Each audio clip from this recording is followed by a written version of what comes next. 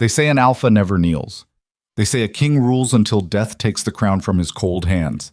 But what happens when the king destroys himself? When the man who conquered kingdoms can't conquer the hunger eating him alive from the inside out? This is the story of Lucien Draven, the alpha king who had everything and threw it all away for one night of weakness. This is about power, betrayal, and the brutal truth that some mistakes can't be forgiven, only survived. Stay with me until the end of this story. You're going to need to sit down for this one. And if this hits different, smash that like button and drop your city in the comments. Let's get into it. The night everything shattered started like any other night of excess in the kingdom of Valtherra. Lucien Draven stood on the obsidian balcony of the Moon Hall, watching torchlights flicker across the capital city below like stars that had fallen to earth and forgotten how to rise again. His hands gripped the stone railing hard enough that his knuckles went white. The winter wind cut through his ceremonial armor, but he didn't move, didn't flinch. Kings don't feel cold. That's what his father taught him before Lucien put a sword through the old bastard's chest and took the throne at 17. That was 20 years ago. 20 years of blood and expansion. 20 years of turning Valtherra from a border kingdom into an empire that stretched from the frozen wastes to the Crimson Sea. 20 years of proving to every noble house, every rival nation, every man who ever doubted him that Lucien Draven was not just a king. He was inevitable.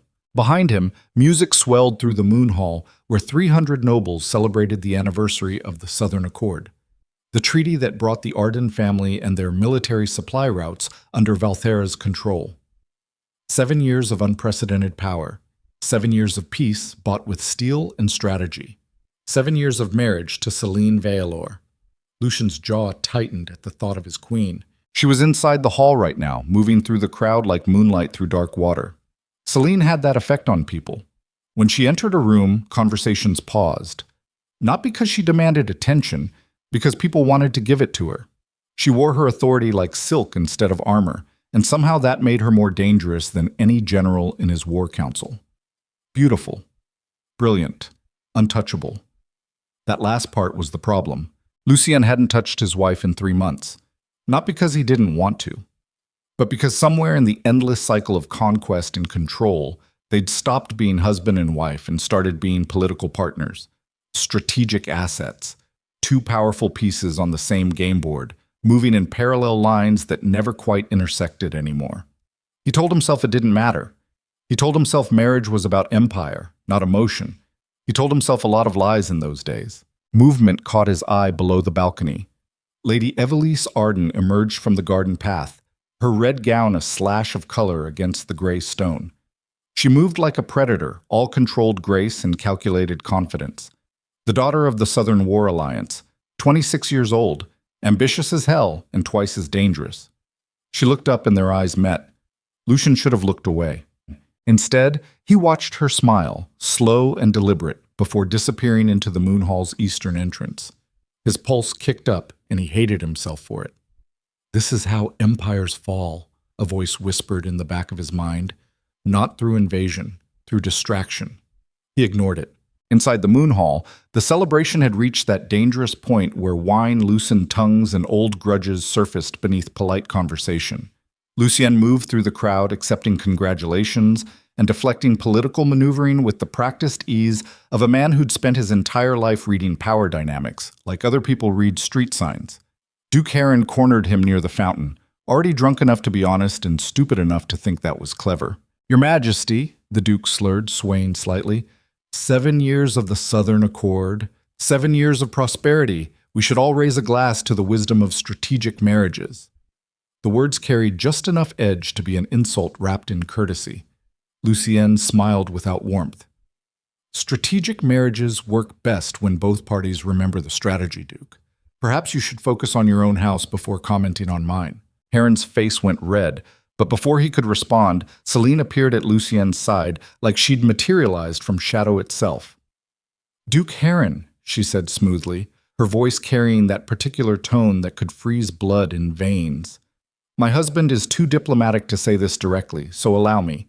If you question the strength of this marriage again, I'll have your trade routes audited. I imagine we'll find some interesting discrepancies in your tax declarations." The Duke went pale and stammered an apology before retreating into the crowd. Lucien glanced at his wife. That was efficient. Selene didn't look at him. Someone has to clean up your messes before they spread. The words landed like a blade between ribs. Precise, painful, accurate. Before Lucien could respond, Selene had already moved away, drawn into conversation with the northern ambassadors who hung on her every word like she was distributing salvation instead of small talk. Lucien felt something twist in his chest. Anger, frustration, something else he didn't want to name. Your Majesty. The voice came from behind him, low and intimate. He turned to find Lady Evelise Arden standing close enough that her perfume cut through the smell of wine and burning candles. She held 2 glasses, offering him one with a smile that promised complications he should have been smart enough to avoid.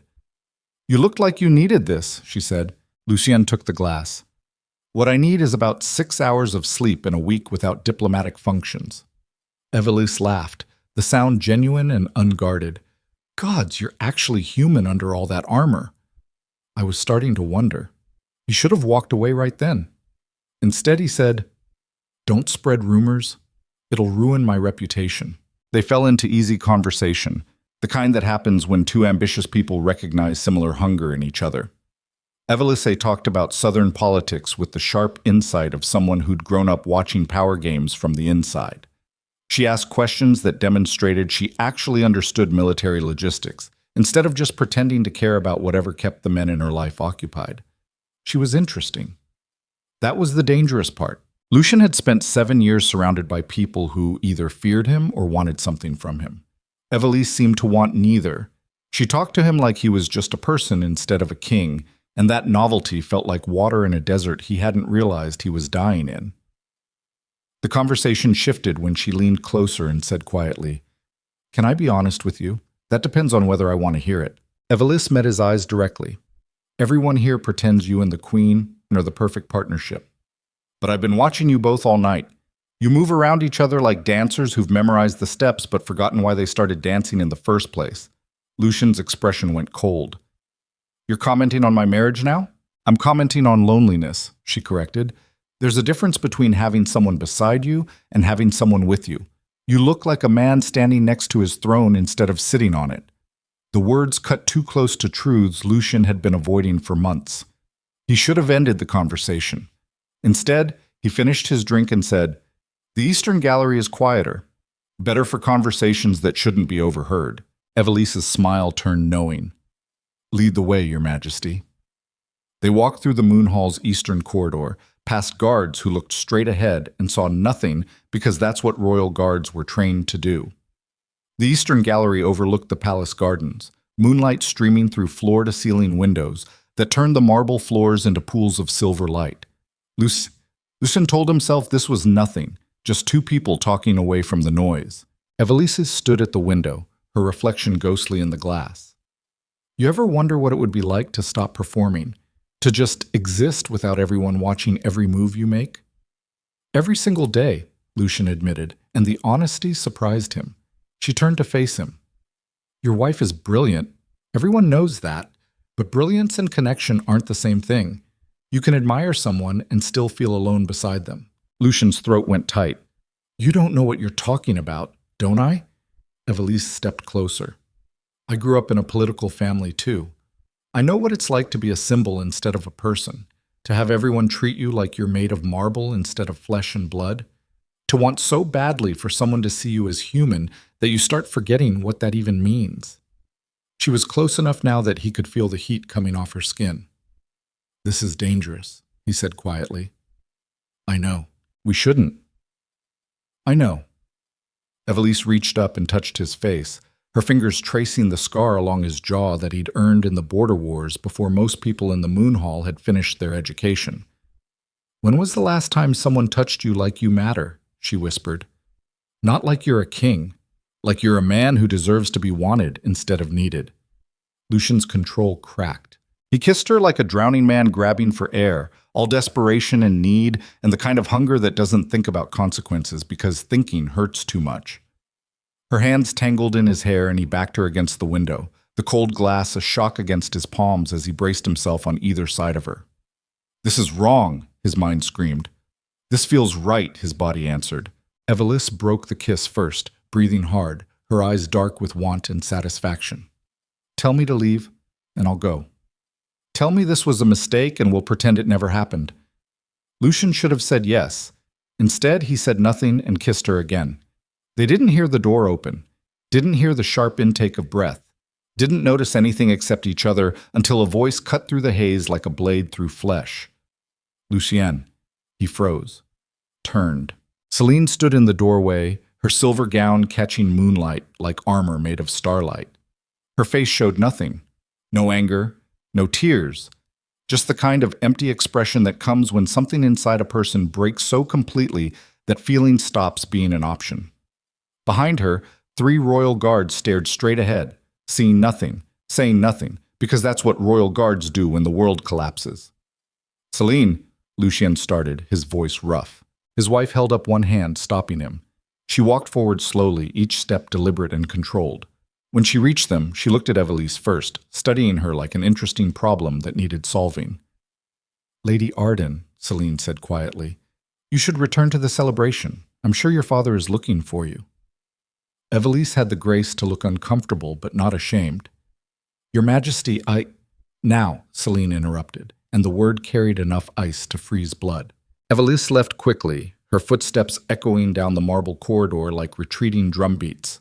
Lucien and Selene stood alone in the eastern gallery while moonlight painted everything silver and cold. "Say something," Lucien demanded, his voice harsh because anger was easier than guilt. "Scream, rage, break something." Selene just looked at him with those gray eyes that had once looked at him like he hung the moon and now looked at him like he was something that needed to be categorized and filed away. "Why would I scream?" she asked softly. "You didn't betray me tonight, Lucien. You betrayed yourself. You took everything we built and threw it away because you're so terrified of being ordinary that you'll destroy yourself proving you're not." The words hit harder than any physical blow could have. "That's not true. Isn't it?" Selene's voice stayed quiet, controlled, devastating. "You conquered kingdoms, crushed rebellions, built an empire from blood and ambition. But none of that was enough, was it? Because deep down, you're still that scared boy who had to kill his father to prove he deserved to exist. And no amount of power will ever fill that hole inside you." Lucien felt like she'd reached inside his chest and pulled out his heart, just to show him how rotten it had become. "I didn't mean for this to happen." Selene smiled, and it was the saddest thing he'd ever seen. No one ever does. That's the tragedy of powerful men. You think you're too strong to fall, so you never see the cliff until you're already over the edge. She reached up and removed her crown, the circlet of silver and moonstone that had marked her as Queen of Valtherra for 7 years. She placed it carefully on the window ledge between them like an offering or a sacrifice. "What are you doing?" Lucien's voice cracked. "Leaving," Selene said simply. "You chose desire over loyalty. You chose a moment over a lifetime. You chose to prove you're still wanted over honoring what you have. Those are choices you have to live with. But I don't." "She can't mean anything to me," Lucien said desperately. "It was a mistake. It didn't mean—" Selene cut him off. "That's worse. You threw away 7 years for something that didn't even matter to you. Do you understand how that makes me feel? Like I wasn't even worth betraying for something real, just for a distraction. A moment. Something to make you feel powerful." Lucien had no answer for that. Selene stepped past him, moving toward the door. When she reached it, she paused without turning around. "One day you'll learn the difference between hunger and love," she said quietly. "Between being desired and being seen. I hope you survived the lesson." Then she was gone. Lucien stood alone in the eastern gallery, watching moonlight pool on marble while his empire started crumbling inside his chest. He told himself she'd come back. She had to come back. Queens don't just leave. But the crown stayed on the window ledge all night, catching moonlight like a ghost of everything he'd just destroyed. The next morning, Lucien woke alone in the royal chambers with a headache that felt like his skull was trying to crack open from the inside. Pale sunlight cut through the windows at an angle that said it was late morning, which meant he'd overslept for the first time in years. He reached across the bed automatically, expecting to find Selene. The sheets were cold. Memory crashed over him like ice water, and he sat up too fast, the room spinning. It happened. Last night actually happened. He called for his attendants, and they appeared quickly, professionally, their faces carefully blank in that way servants have when they know things they're not supposed to acknowledge. "Where is the Queen?" Lucien demanded. "The Northern Territories, Your Majesty," his head steward answered carefully. "She left before dawn with a small escort. No official announcement has been made." Lucien's chest constricted. "Bring me Lord Theron." His military advisor appeared within minutes, looking like he'd aged 10 years overnight. "Tell me," Lucien ordered. Lord Theron cleared his throat. The Queen departed with minimal escort and no formal declaration. She took nothing except her personal effects and her mare. The staff is confused. The court is starting to notice her absence. Rumors are already spreading through the palace. What rumors? Theron looked uncomfortable. About last night. About Lady Arden. About the Queen's departure. The kind of rumors that damage reputations and create political instability. Lucien wanted to rage. To break something. To blame someone else for the choice he'd made. Instead, he said quietly, "Send word to the Northern Territories. Tell the Queen she needs to return immediately." Lord Theron hesitated. "With respect, Your Majesty, I don't think the Queen is planning to return. She's the Queen. She doesn't get to just leave." "With respect," Theron repeated carefully, "she was the Queen. When she removed her crown and walked away, she abdicated that position. Technically, she's now just Lady Selene Valor. She doesn't owe the throne anything anymore." The words landed like physical blows. Lucien had spent 20 years building an empire on control and inevitability. He'd never considered that the one thing he couldn't control was walking away from him by choice. The following weeks dissolved into chaos that moved too fast to manage and too slow to escape. Evelise tried to approach him twice. The first time, Lucien refused to see her. The second time, he told her in language sharp enough to draw blood that if she ever spoke to him again, he'd have her family's supply contracts terminated and their trade routes audited back 7 years. She left crying. He felt nothing except the hollow satisfaction of causing pain because his own pain needed somewhere to go. The court descended into factional warfare. Half the noble houses saw Selene's departure as weakness that could be exploited. The other half saw it as an opportunity to maneuver their own daughters into position beside the throne. Within a week, Lucien was fielding marriage proposals disguised as diplomatic overtures, while trying to run an empire that suddenly felt like it was held together with string and spite. Duke Heron showed up drunk at a council meeting and said loudly what everyone else was thinking in private. "A king without a queen is just a man with a crown, and men with crowns are vulnerable." Lucien had him removed by guards and his lands audited, but the damage was done. The cracks in his authority were starting to show, and every ambitious lord in Valtherra could smell blood in the water. Worse than the political fallout was the silence. Lucien had spent 7 years with Selene's presence as a constant in his life. Her voice in council meetings, her opinions on military strategy, her ability to read people and situations with the kind of insight that made her a better strategist than half his generals. Without her, the palace felt like a tomb. He threw himself into work because work didn't require him to think about what he'd destroyed. He approved military campaigns, restructured trade agreements, met with ambassadors who asked carefully diplomatic questions about the Queen's health, while really asking if the kingdom was stable enough to maintain existing alliances. Lucien assured them everything was fine. He was lying. 6 weeks after Selene left, Lord Theron appeared in Lucien's study past midnight with a report that made the king's blood run cold. "The Northern Territories have organized," Theron said quietly. "They're calling themselves the Free Coalition. No formal declaration of independence yet, but they're operating like an autonomous region, and they're listening to someone." "Who?" Lucien demanded, though part of him already knew. "Lady Selene Valor. She's not calling herself queen. She's not claiming any title. But people are following her anyway. The rogue clans, the border settlements, even some of the noble houses that never fully integrated into Valtherra's expansion." Lucien's hands curled into fists. "She's building a rebellion." Theron shook his head. "No, Your Majesty. She's building something worse. She's building loyalty, the kind you can't force. The kind people give freely because they believe in the person leading them. That's rebellion," Lucien insisted. "No," Theron said carefully. "That's leadership. and it's making the lords who stayed loyal to you very nervous. Lucien wanted to march north immediately, wanted to drag Selene back to the palace and make her understand that she couldn't just walk away from everything they'd built. But deep down, he knew the truth. She hadn't walked away from what they built. She'd walked away from what he'd destroyed. 3 months after the Eastern Gallery, Lucien stood in his private chambers staring at a portrait of himself and Selene painted during their wedding year. They looked young in the painting, optimistic, like two people who believed they could conquer the world together. He didn't recognize the man in that portrait anymore. His reflection in the window glass showed someone older, harder, more alone than any king should be in a palace full of people. Evelise's father requested a private audience, and Lucien granted it because refusing would have been politically stupid. Lord Arden arrived looking tired and resigned, like a man who'd come to deliver bad news he didn't want to speak aloud. "Your Majesty," Arden began carefully, "my daughter has been sent to our eastern holdings, away from court, away from politics, away from you." "Good," Lucien said flatly. Arden continued as if he hadn't heard.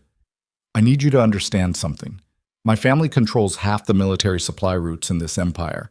We have for 3 generations. Those routes exist because your predecessors and mine built them on trust and mutual benefit." Lucien's eyes narrowed. "Get to the point." "The point," Lord Arden said quietly, "is that trust is breaking down. Not just between you and your wife, between you and the houses that keep this empire functioning. They're watching to see if you're still strong enough to lead. And right now, Your Majesty, you look like a man who's broken." "I am not broken," Lucien said, his voice hard. "Then prove it." Arden met his eyes directly. "The Winter Summit is in 2 months. Every major house will be there.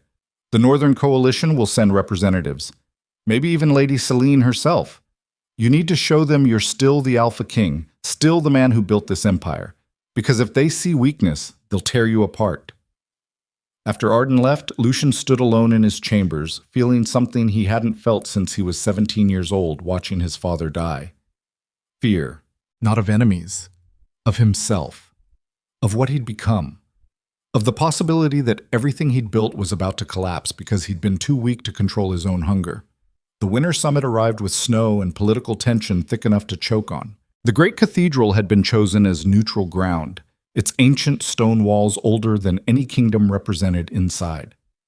500 nobles, ambassadors, merchants, and military leaders filled the space, all pretending this was about diplomatic relations instead of watching to see if the Alpha King's throne was still secure.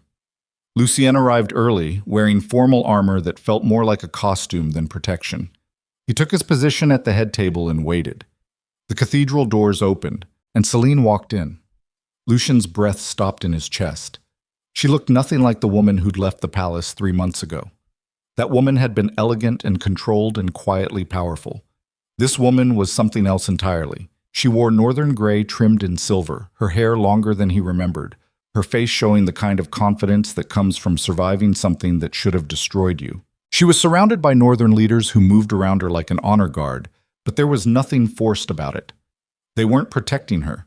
They were following her. The entire cathedral went silent. Selene walked past Lucien's table without looking at him, without acknowledging him, without any sign that they'd spent 7 years ruling an empire together. He might as well have been invisible. Lady Arden saw it too, watching from across the cathedral with an expression that might have been jealousy or fear or both.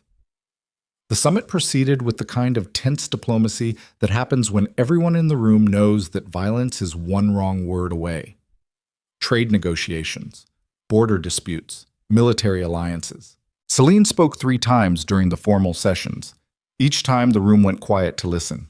She talked about resource distribution and regional autonomy and the difference between power that's taken and power that's earned.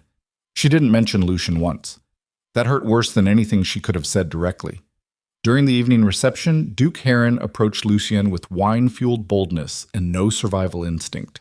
"She looks better without you," the Duke said, gesturing toward Selene across the room. "Stronger. The North loves her, more than they ever loved you." Lucien's hand went to his sword instinctively.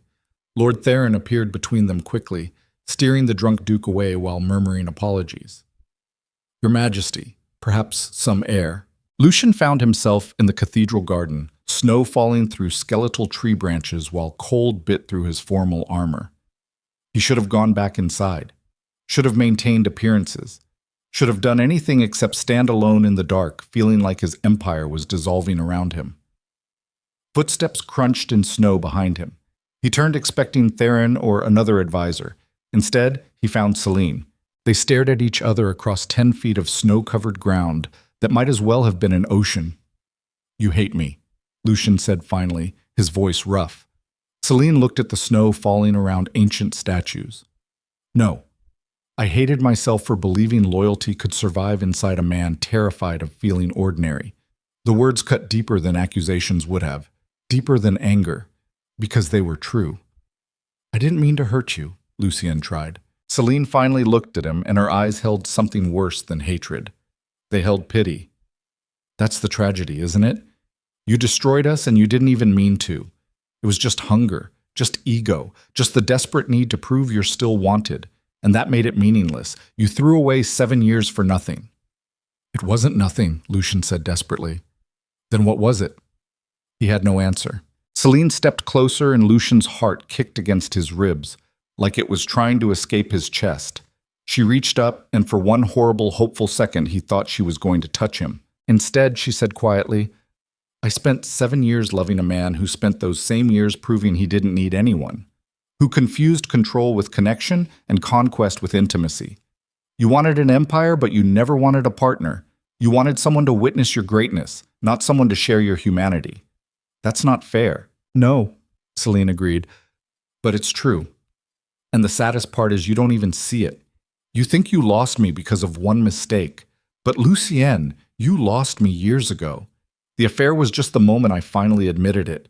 She turned to leave and panic flared in Lucien's chest. "Wait," he said, reaching for her. Selene stopped but didn't turn around. "I don't know how to fix this," Lucien admitted, and the honesty felt like pulling out his own bones. "I don't know how to be what you need. I've spent my entire life being a king, being strong, being feared.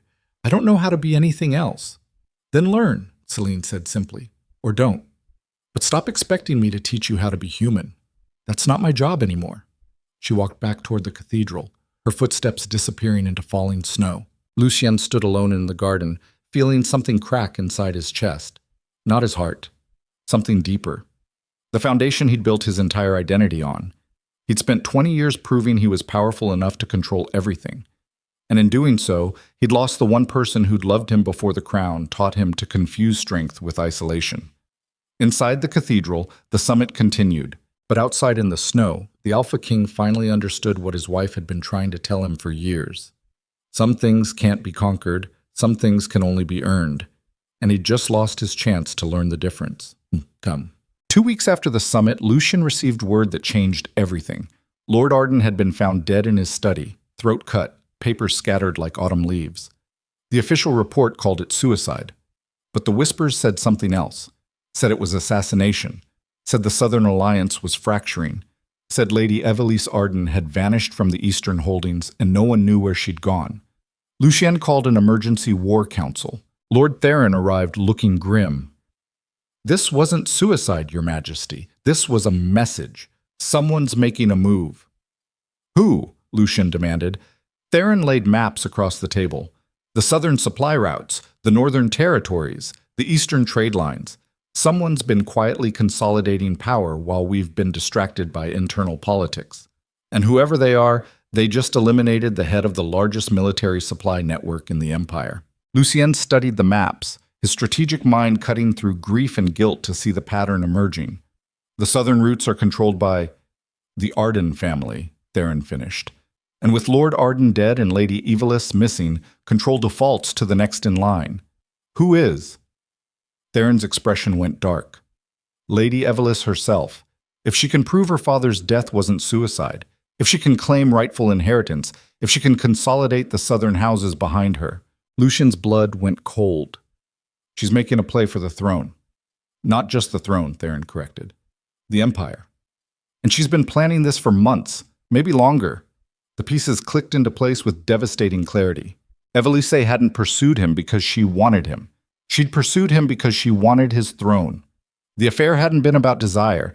It had been about creating exactly the kind of chaos that would make the Alpha King look weak, make his queen leave, make the Empire vulnerable. She'd played him like a strategic game piece, and he'd been too arrogant to see it. Before Lucien could respond, alarms rang through the palace. They had minutes to arm themselves before Ivalice's forces breached the outer walls. The woman he'd betrayed his queen for had just brought war to his doorstep, and somewhere in the north, Selene would be hearing about the attack, wondering if the empire would fall, wondering if the man who'd destroyed their marriage would survive the consequences of his own hunger. The palace exploded into chaos as soldiers mobilized and nobles fled, and the Alpha King finally understood the full price of his betrayal. Not guilt, not shame, survival. Because Ivalice Arden was coming for his throne, and she was bringing an army. The palace walls shook with the impact of battering rams while Lucien strapped on battle armor that suddenly felt like it belonged to someone else, someone younger, someone who still believed power meant invincibility. His hands moved through the familiar motions, chest plate, sword belt, gauntlets reinforced with steel that had turned aside 100 blades in the border wars. But his mind was somewhere else entirely, racing through strategic calculations that all led to the same brutal conclusion. He'd been played, not just outmaneuvered, played from the beginning like a piece on a game board that thought it was a player. Lord Theron burst through the chamber doors with blood on his armor and tactical maps that were already obsolete. Your Majesty, the southern gates have fallen. Arden forces are pushing through the merchant district. They're not pillaging. They're advancing with military precision. How many? Lucien demanded. 3,000 that we can count. Maybe more held in reserve. They knew exactly where our defensive gaps were. Someone gave them intelligence, someone inside the palace. The words hung in the air like poison while outside the sounds of battle grew closer. Steel on steel. Men screaming. The particular sound of an empire starting to crack at the foundation. Lucien moved to the war table where model soldiers represented forces that were currently dying in his streets. He'd spent 20 years studying warfare, 20 years learning how to read battlefields like other men read poetry. The pattern in front of him was clear and devastating. Ivalice hadn't just brought an army. She'd brought a strategy designed specifically to exploit every weakness in Valtherra's defenses. Weaknesses that only someone with intimate access to military planning would know. She'd been planning this since before the affair, maybe since before she ever spoke to him at all. The realization should have made him angry. Instead, he felt something colder, clearer. The particular kind of focus that comes when a man finally stops lying to himself about how badly he's miscalculated. This is about what happens when an alpha gets so caught up in proving his dominance that he forgets to protect what actually matters. When conquest becomes such an addiction that you can't tell the difference between an enemy and a threat wearing a pretty face. Lucien had spent his entire life learning how to win battles, but he'd never learned how to recognize when he was fighting the wrong war. "Where's the royal guard?" Lucien asked, his voice steady despite the chaos. "Defending the inner palace. We pulled back to create a defensive perimeter around the throne room and the royal chambers." "Wrong move," Lucien said flatly.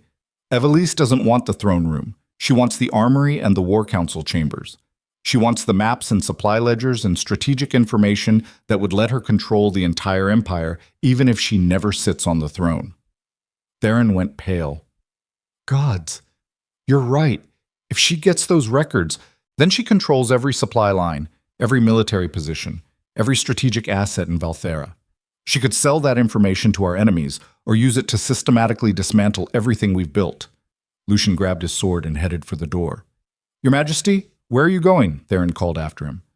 "To do what I should have done months ago. Stop making excuses and deal with the consequences of my choices." They moved through the palace like ghosts through a burning house.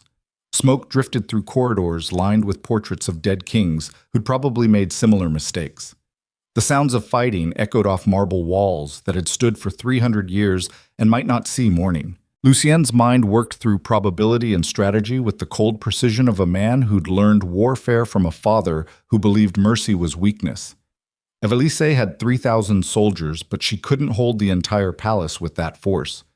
She'd have to concentrate her strength on specific objectives. The armory, the war council, the treasury, and the throne room itself, because symbols matter and sitting on a king's throne sends a message that armies understand even when words fail.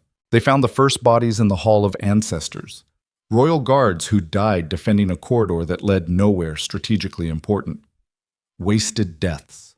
Meaningless sacrifices because someone had positioned them wrong. Lucien knelt beside one of the fallen soldiers, a young man barely 20 with a face frozen in surprise. He'd probably thought being a royal guard meant standing at attention during ceremonies and looking impressive in formal armor, not dying on cold marble while his king's mistakes came home to roost. This is the cost of arrogance, not the king's death, the deaths of everyone who trusted him to be worthy of their loyalty. Every soldier lying dead in these halls died because Lucien confused desire with connection and let his ego drive strategy. Because he thought being an alpha meant never showing weakness instead of understanding that real strength is protecting what you have instead of constantly reaching for more. Your Majesty, Theron said quietly, we need to keep moving. Lucien stood, his jaw tight. How many more? Unknown. Reports are chaotic. They reach the War Council chambers to find the doors blown open and bodies scattered like broken toys. Evelisa's forces had already been here, already taken what they needed. Maps were torn from walls, ledgers stolen, strategic plans that had taken years to develop now in enemy hands. She's thorough, Lucien said, his voice empty. She learned from the best, Theron replied, and the accusation in those words was clear. They found her in the throne room. Evelise Arden stood beside the steel throne with 50 soldiers at her back and blood on her dress that probably wasn't hers. She'd changed since the Eastern Gallery. The woman who'd kissed him with calculated passion was gone. This woman looked like war-given human form, all sharp edges and colder calculation. She smiled when Lucien entered. Your Majesty, she said, the title mocking. You're late to your own execution. Lucien walked forward slowly, his hand resting on his sword hilt. Every soldier in the room tensed. Behind him, Theron and 20 royal guards formed a defensive line that everyone knew wouldn't be enough if this turned into a bloodbath. You played me, Lucien said.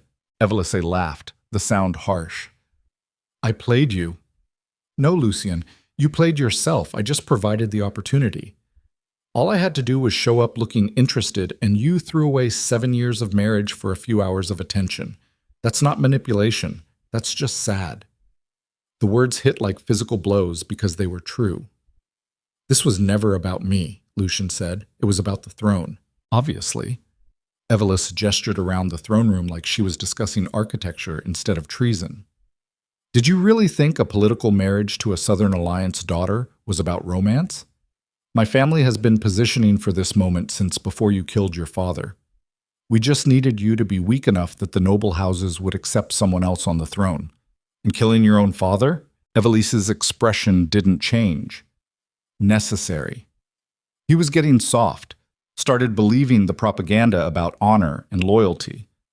Couldn't see that power isn't about deserving anything. It's about taking it before someone takes it from you. She moved closer to the throne, running her hand along the armrest like she was already imagining sitting there.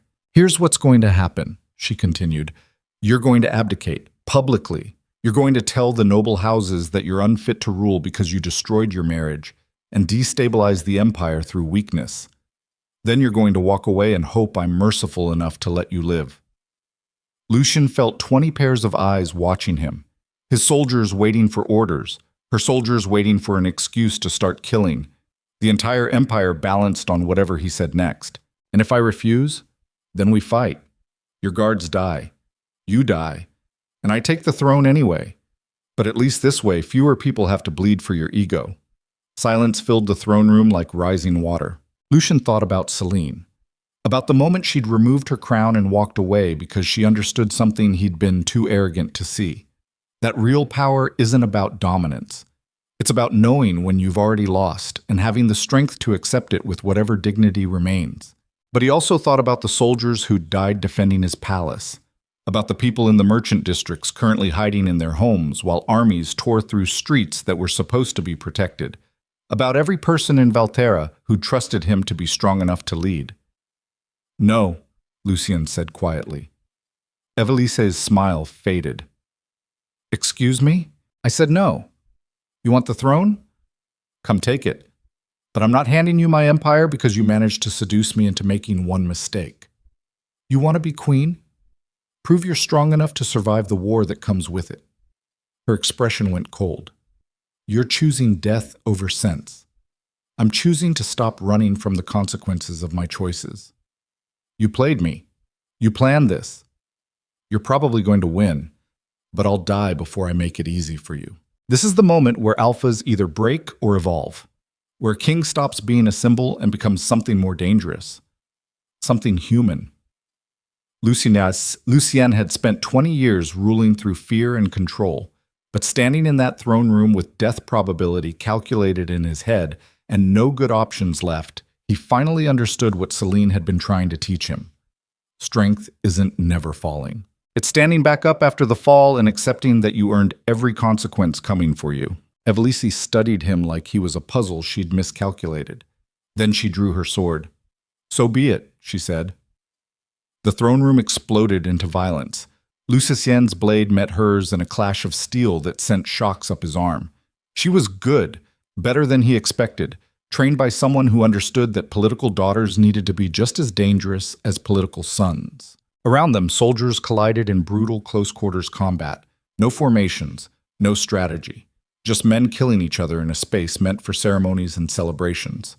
Lucien drove Evelise back with a combination his weapons master had taught him 20 years ago. She blocked but barely, her expression shifting from confidence to something closer to concern. You're better than I thought, she admitted.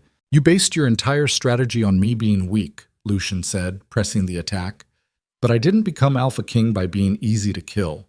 Their blades locked, and they stood face to face close enough that he could see calculation behind her eyes. Still planning, still strategizing even while fighting for her life. You can't win this, she said.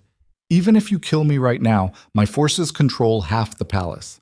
The Southern Alliance has declared for me. The Northern Territories won't help you. You're alone.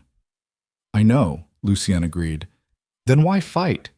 Because giving up means admitting that power is all that matters, that people are just game pieces, that love and loyalty and honor are weaknesses that smart people exploit.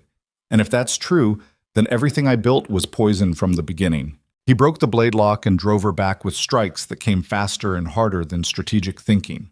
Just instinct and muscle memory and the particular kind of violence that comes from a man who's finally stopped lying to himself about how badly he's failed. Evelise's defense started to crack, and that's when the cathedral bells rang.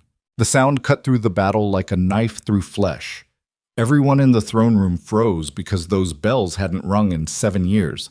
Not since the last time Valtherra faced an existential threat. They meant invasion. Not from the south, from the north. Theron appeared at Lucien's side, breathing hard. Your Majesty, the Northern Coalition just crossed the border with 10,000 soldiers. They're marching on the capital. Evelise went pale. That's impossible. The North was supposed to stay neutral. They're not coming for neutrality, Theron said, looking at Lucien. They're coming for her. Lucien's chest constricted. Selene. She's leading them, Theron confirmed. Banners flying her personal sigil instead of the royal crest. The message is clear. She's not returning as queen. She's arriving as a conqueror. The throne room descended into chaos as everyone processed this new strategic reality. Evelise's forces had 3,000 soldiers. Lucien had maybe 1,500 still standing. Selene was bringing 10,000 fresh troops. No one could win this fight. Evelise seemed to realize it at the same moment. She lowered her sword and stepped back, her expression shifting through calculations too fast to track. Truce, she said suddenly. Lucien stared at her. What? We can't fight each other and the Northern Coalition. Neither of us has the forces. But together, we could hold the palace until reinforcements arrive. This is what desperation looks like when it wears a political face. The same woman who just tried to kill him now offering alliance because the strategic landscape shifted too fast to maintain pride. This is how empires operate. No permanent enemies. No permanent friends. Just temporary alignments based on whoever benefits from cooperation until they don't anymore. No, Lucien said. Evelise's eyes went wide. You're refusing a tactical alliance? That's suicide. Probably, Lucien agreed. But I'm done making decisions based on what's strategically smart instead of what's right. You wanted my throne. Selene wants gods know what. Let's see which one of us survives when the real consequences show up. He turned to his soldiers. Anyone who wants to leave, go now. No judgment, no punishment. This is my fight. You don't have to die for my mistakes. None of them moved. Theron stepped forward. With respect, Your Majesty, we're not here because you're perfect. We're here because you're ours. And if you're going to face the Northern Coalition, we're standing beside you. Lucien felt something crack in his chest that wasn't quite heartbreak and wasn't quite relief. Something closer to the recognition that maybe loyalty wasn't about deserving it. Maybe it was just about whether people decided you were worth dying beside despite your failures. Form defensive positions, Lucien ordered. If the Northern Coalition wants the palace, they'll have to take it through us. The next hours dissolved into the particular kind of waiting that happens before battles. Soldiers checking weapons, medics preparing triage stations, everyone moving with the efficient calm of people who'd accepted death probability and decided to be professional about it. Lucien stood on the obsidian balcony where this whole disaster had started months ago, watching torchlights move through the capital like stars falling in formation. Selene's army, 10,000 soldiers who'd followed a woman without a crown because she inspired something Lucien had spent 20 years trying to force. Actual loyalty. Lord Theron joined him at the railing. She's coming, Theron said unnecessarily. I know. Are you going to fight her? Lucien watched the northern banners move closer. I don't know. Part of me wants to. Part of me wants to kneel and beg for forgiveness. Part of me just wants this to be over. This is what happens when alphas finally hit the wall. When dominance stops working and control reveals itself as the illusion it always was. You spend your whole life building armor made of reputation and fear. Then one day someone shows up who doesn't care about either, and suddenly you're just a man standing on a balcony wondering how everything went so wrong so fast. What do you want, Your Majesty? Theron asked quietly. Lucien thought about that. Really thought about it, instead of just defaulting to the answer a king was supposed to give. I want to understand why I destroyed everything that mattered. I want to go back and make different choices. I want Selene to look at me again like I'm worth something more than tactical disappointment. He paused. But mostly I just want to survive long enough to figure out who I am without the crown. The Northern Coalition reached the palace gates at dawn. Selene rode at the front on a black mare that made her look like some ancient war goddess, returning to judge the living. She wore armor instead of silk, practical steel that had seen actual combat instead of ceremonial pieces meant for parades. The woman who'd left the palace in silence 3 months ago was gone. This woman looked like she'd learned to weaponize survival. The gates were already damaged from Ivalis's assault. Selene's forces didn't need to break them. They just walked through into the courtyard where Lucien's remaining soldiers stood in defensive formation. 50 men against 10,000. The math was brutal. Selene dismounted and walked forward alone. Her commanders protested, but she waved them off with the casual authority of someone who'd earned command instead of inheriting it. She stopped 20 feet from Lucien. They stared at each other across blood-stained marble while the sun rose over the palace walls. You came back, Lucien said finally. No, Selene corrected. I came forward. There's a difference. Her voice carried the same quiet strength he remembered, but with something new underneath, something harder, like she'd learned how to forge pain into purpose. Why? Lucien asked. Because this empire is bigger than you. Bigger than me. Bigger than whatever we destroyed together. People are dying because we couldn't figure out how to be adults about failure. I won't let that continue. She gestured to the northern soldiers behind her.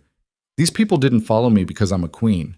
They followed me because I stopped pretending to be invincible and started admitting when I was hurt, when I was angry, when I needed help.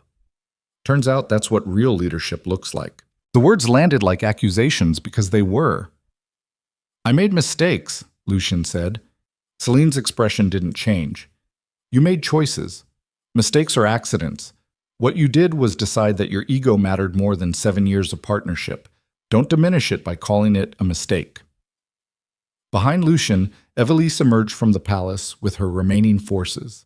She looked at Selene with an expression that might have been respect or recognition, or both. Lady Selene, Ivalice said carefully, this doesn't concern the North. This is between me and the king.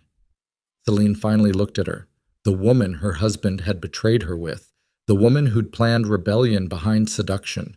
Two women who'd both been used by the same man in different ways, meeting for the first time with armies at their backs. You tried to use him, Selene said. I tried to change him. Neither of us succeeded because you can't force someone to become what they refuse to see in themselves. But at least I walked away when I realized it. You brought war to innocent people because your ambition couldn't accept losing. Evelice's jaw tightened. I brought war because power doesn't wait for permission, because the only thing that matters is winning. No, Selene said quietly. The only thing that matters is what you're willing to become to get what you want.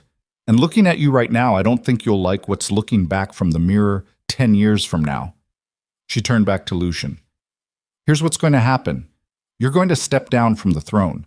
Not because Evelice demands it, because you're not fit to rule an empire you can't control yourself enough to protect. Lucien felt his soldiers tense behind him. And if I refuse, he asked, then I'll take the palace by force, and you'll die knowing you wasted your last chance to leave with dignity. Your choice, Lucien. Yen, stop being an alpha who can't admit defeat and start being a man who's brave enough to accept consequences. This is the moment. The point where empire either evolves or collapses, where a king decides if the throne is worth more than his humanity. Lucien had built everything on dominance and control, on being strong enough that no one could challenge him. But standing in his own courtyard, surrounded by the wreckage of his choices, he finally understood what strength actually meant. Not never falling, but standing back up after the fall and admitting that you earned every broken bone. I'll step down, Lucien said quietly. The courtyard went silent. Even Selene looked surprised. What? Evelice demanded. No, you can't just— Yes, he can, Selene interrupted. And he will. Because he's finally learning that real power is knowing when you've destroyed something beyond repair and having the strength to stop making it worse. She looked at Evelice. As for you, drop your claim or face the Northern Coalition in open battle. Choose quickly, because my soldiers have been marching for 3 days and they're tired of waiting. Evelice looked between them.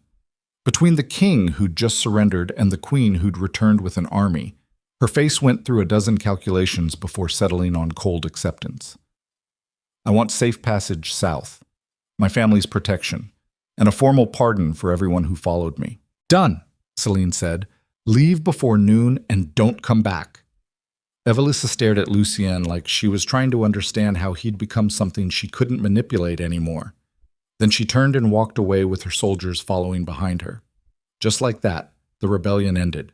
Not with glory or triumph or the kind of dramatic final battle that songs are written about, just with pragmatic calculation and the recognition that some fights aren't worth the cost of winning. The courtyard slowly cleared until only Lucien, Selene, and their respective forces remained. What happens now? Lucien asked. Selene looked at the palace rising behind him, at the throne she'd walked away from months ago, at the empire they'd built together and then watched crack apart. Now we rebuild, she said. Not the way it was, the way it should have been from the beginning, with councils and checks and systems that prevent one person from having enough power to destroy everything when they inevitably fail. And me? You survive, Selene said. You learn.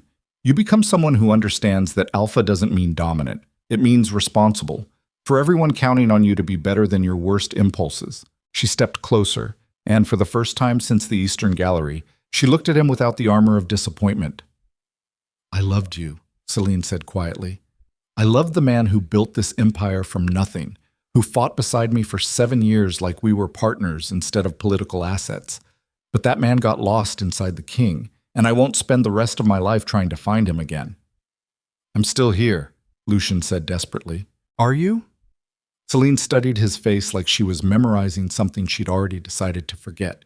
Because the Lucien I loved wouldn't have betrayed 7 years for one night, wouldn't have put ego over loyalty, wouldn't have waited until everything collapsed to finally admit he was wrong.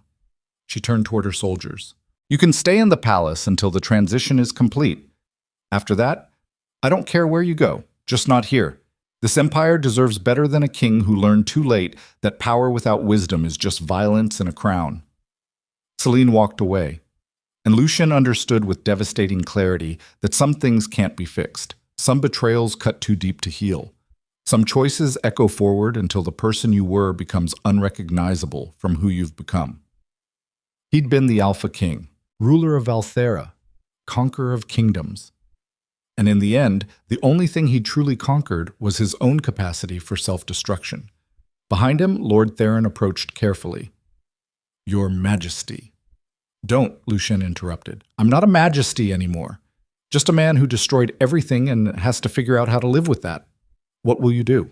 Lucien looked at the palace where he'd spent 20 years building an empire on foundations of fear and dominance, at the throne room where he'd just surrendered everything he'd spent his life fighting for.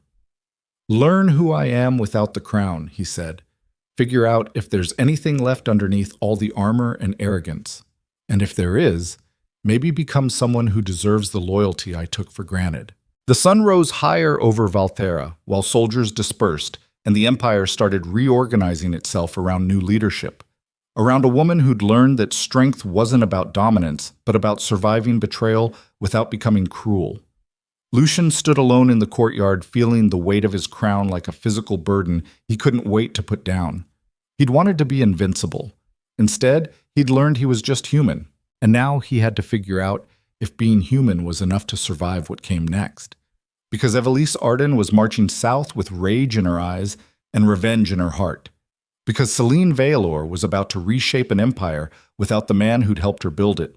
Because somewhere in the wreckage of his choices, Lucien Draven had to discover if redemption was possible for alphas who'd burned everything to prove they were strong enough to stand alone. The courtyard emptied. The palace quieted. And for the first time in 20 years, Lucien understood what it meant to be truly powerless. Not defeated, not conquered, just stripped of every excuse and forced to face the brutal truth that some things can't be fixed by dominance. Some things require becoming someone new entirely. And the journey from Alpha King to simply human was going to destroy whatever was left of the man he used to be. 3 days after surrendering the throne, Lucien woke in guest chambers that used to be servants' quarters and realized he didn't recognize his own reflection anymore. The man in the polished steel mirror looked hollow, older, like someone had reached inside his chest and carved out everything that used to make him dangerous. The Alpha King was gone. What remained was just a man in borrowed rooms trying to remember who he'd been before the crown taught him that vulnerability was weakness. He splashed cold water on his face and tried not to think about the fact that Selene was currently sleeping in the royal chambers he'd occupied for 20 years, that she was reorganizing his war councils, restructuring his military, dismantling piece by piece the empire he'd spent 2 decades building, not from cruelty, from necessity. Because everything he had built had been constructed on foundations that couldn't support the weight of actual governance once ego stopped holding it together through sheer force of will. Someone knocked on the door. Lucien opened it to find Lord Theron looking worse than he had during the siege, dark circles under his eyes, new scars on his hands, the particular exhaustion that comes from watching everything you believed in collapse and then having to help clean up the wreckage. "We need to talk," Theron said quietly. "Somewhere private." They walked through palace corridors that felt foreign now. Guards nodded to Theron but looked past Lucien like he was furniture, like he'd already become a ghost haunting halls he used to command. The transition from king to nobody happened faster than death and hurt worse because you had to watch yourself disappear while still breathing. Theron led him to a storage room buried deep in the palace infrastructure. Dusty, windowless. The kind of space where conversations happened that needed to stay buried. "What's wrong?" Lucien asked. Theron closed the door, and when he turned around, his expression carried the kind of fear that makes smart people do desperate things. Evelise didn't go south. Lucien's blood went cold. "What?" "She took her forces southeast instead, toward the Crimson Territories, and she's been making alliances, fast, dangerous ones." Theron pulled out maps marked with fresh intelligence that must have cost blood to acquire. Red lines showing troop movements, black marks indicating supply depots, blue circles around cities that had declared for Evelise's claim to some throne she hadn't earned but was apparently willing to kill for anyway. "She's building an army," Theron said. "Not just soldiers. A coalition. The Eastern merchant guilds. The Southern war houses. Even some of the Western duchies that always resented Valtherra's expansion. She's promising them autonomy and wealth and everything they ever wanted if they help her take back the capital." How long until she moves? Lucien asked. 2 weeks, maybe 3. She's moving faster than any military campaign I've ever seen. Like she's been planning this for years instead of months. She probably has been, Lucien said quietly. That's the thing about people who play long games. You don't see them coming until they're already inside your defenses, and you're too busy dealing with the consequences of your own choices to notice the knife heading for your back. This is what betrayal looks like when it stops being personal and becomes tactical. Evelise hadn't just manipulated him into destroying his marriage. She'd been positioning pieces on a board he didn't even know existed. The affair wasn't the plan. It was the distraction that kept him looking the wrong direction while she built an empire designed specifically to replace his. Does Selene know? Lucien asked. Theron nodded. She's preparing defenses, but her coalition is fragile. The northern territories followed her out of respect, but they're not unified. Some want independence. Some want revenge for decades of Valtherra's expansion. She's holding them together through force of personality, but that only works until the first real battle. And if Evelise wins? Theron met his eyes directly. If Evelise wins, she'll execute Selene publicly to prove she's strong enough to rule. Then she'll systematically eliminate everyone who ever supported you, me included. This isn't about conquest anymore. It's about making sure no one survives to challenge her legitimacy.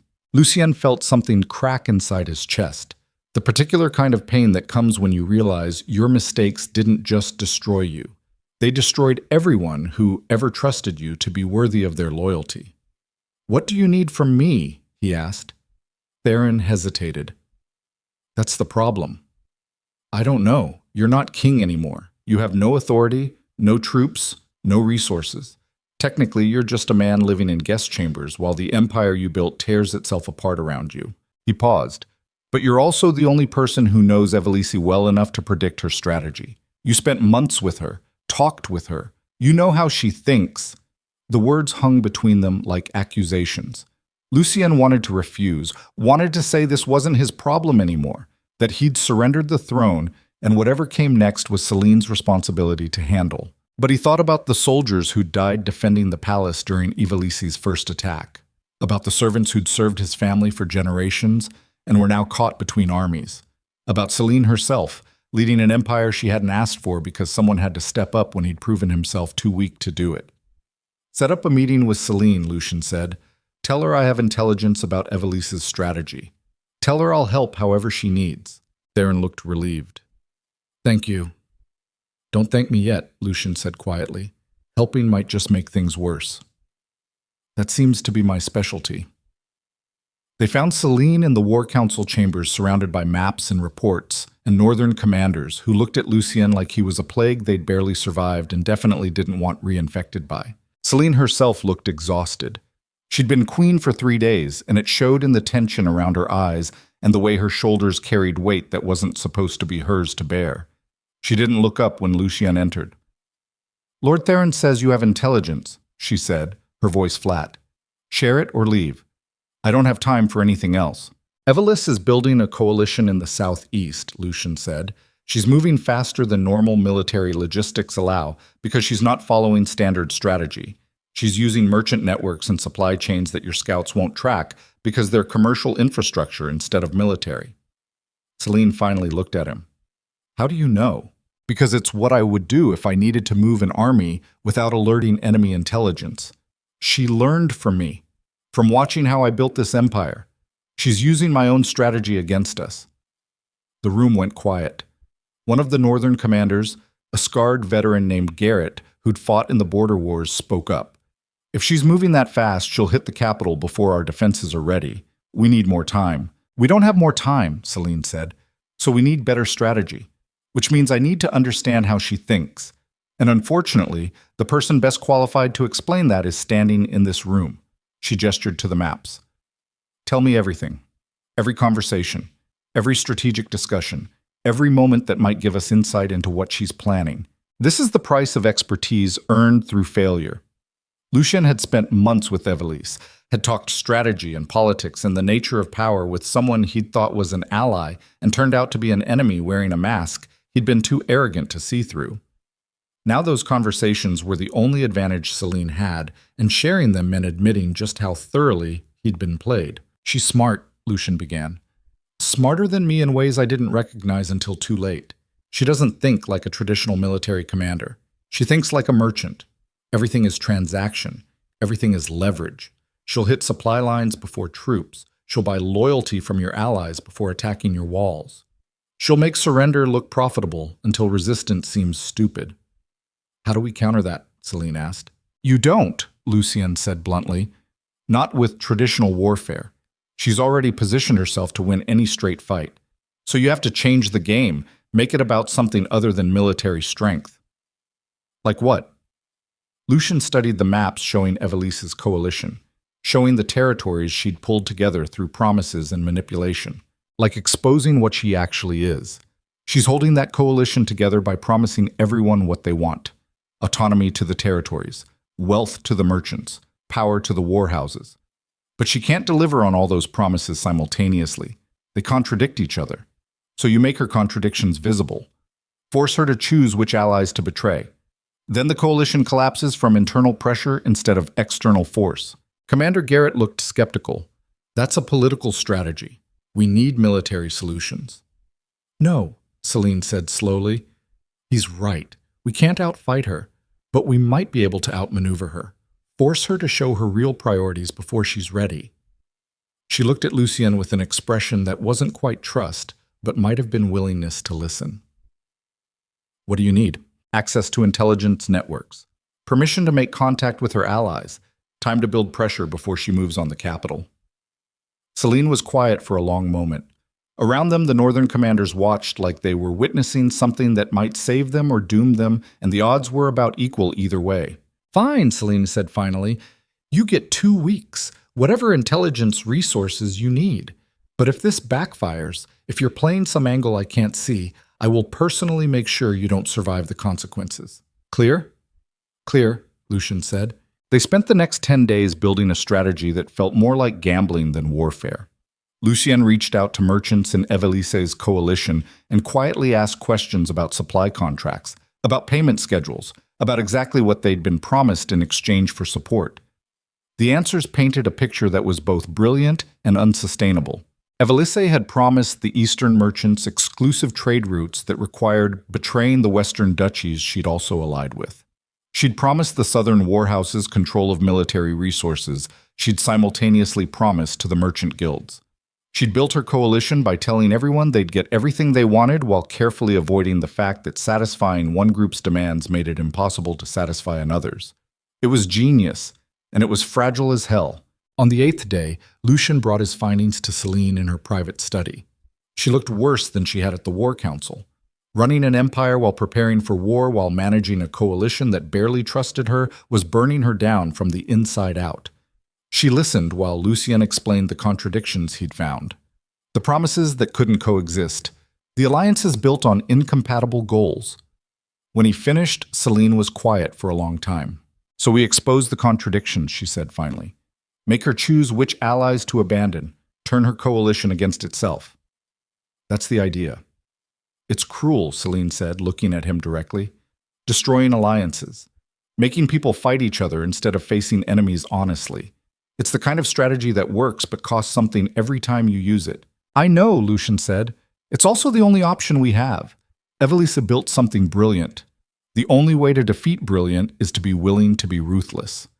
Selene's expression shifted into something sad and knowing. That's the problem, isn't it? The empire you built taught us all that being ruthless was the same as being strong. And now we're stuck using those lessons, even when we wish we knew better ways. Do you? Lucien asked. Wish you knew better ways? Every single day, Selene admitted. But wishing doesn't change reality. So we do what we have to do and hope we can live with who we become in the process.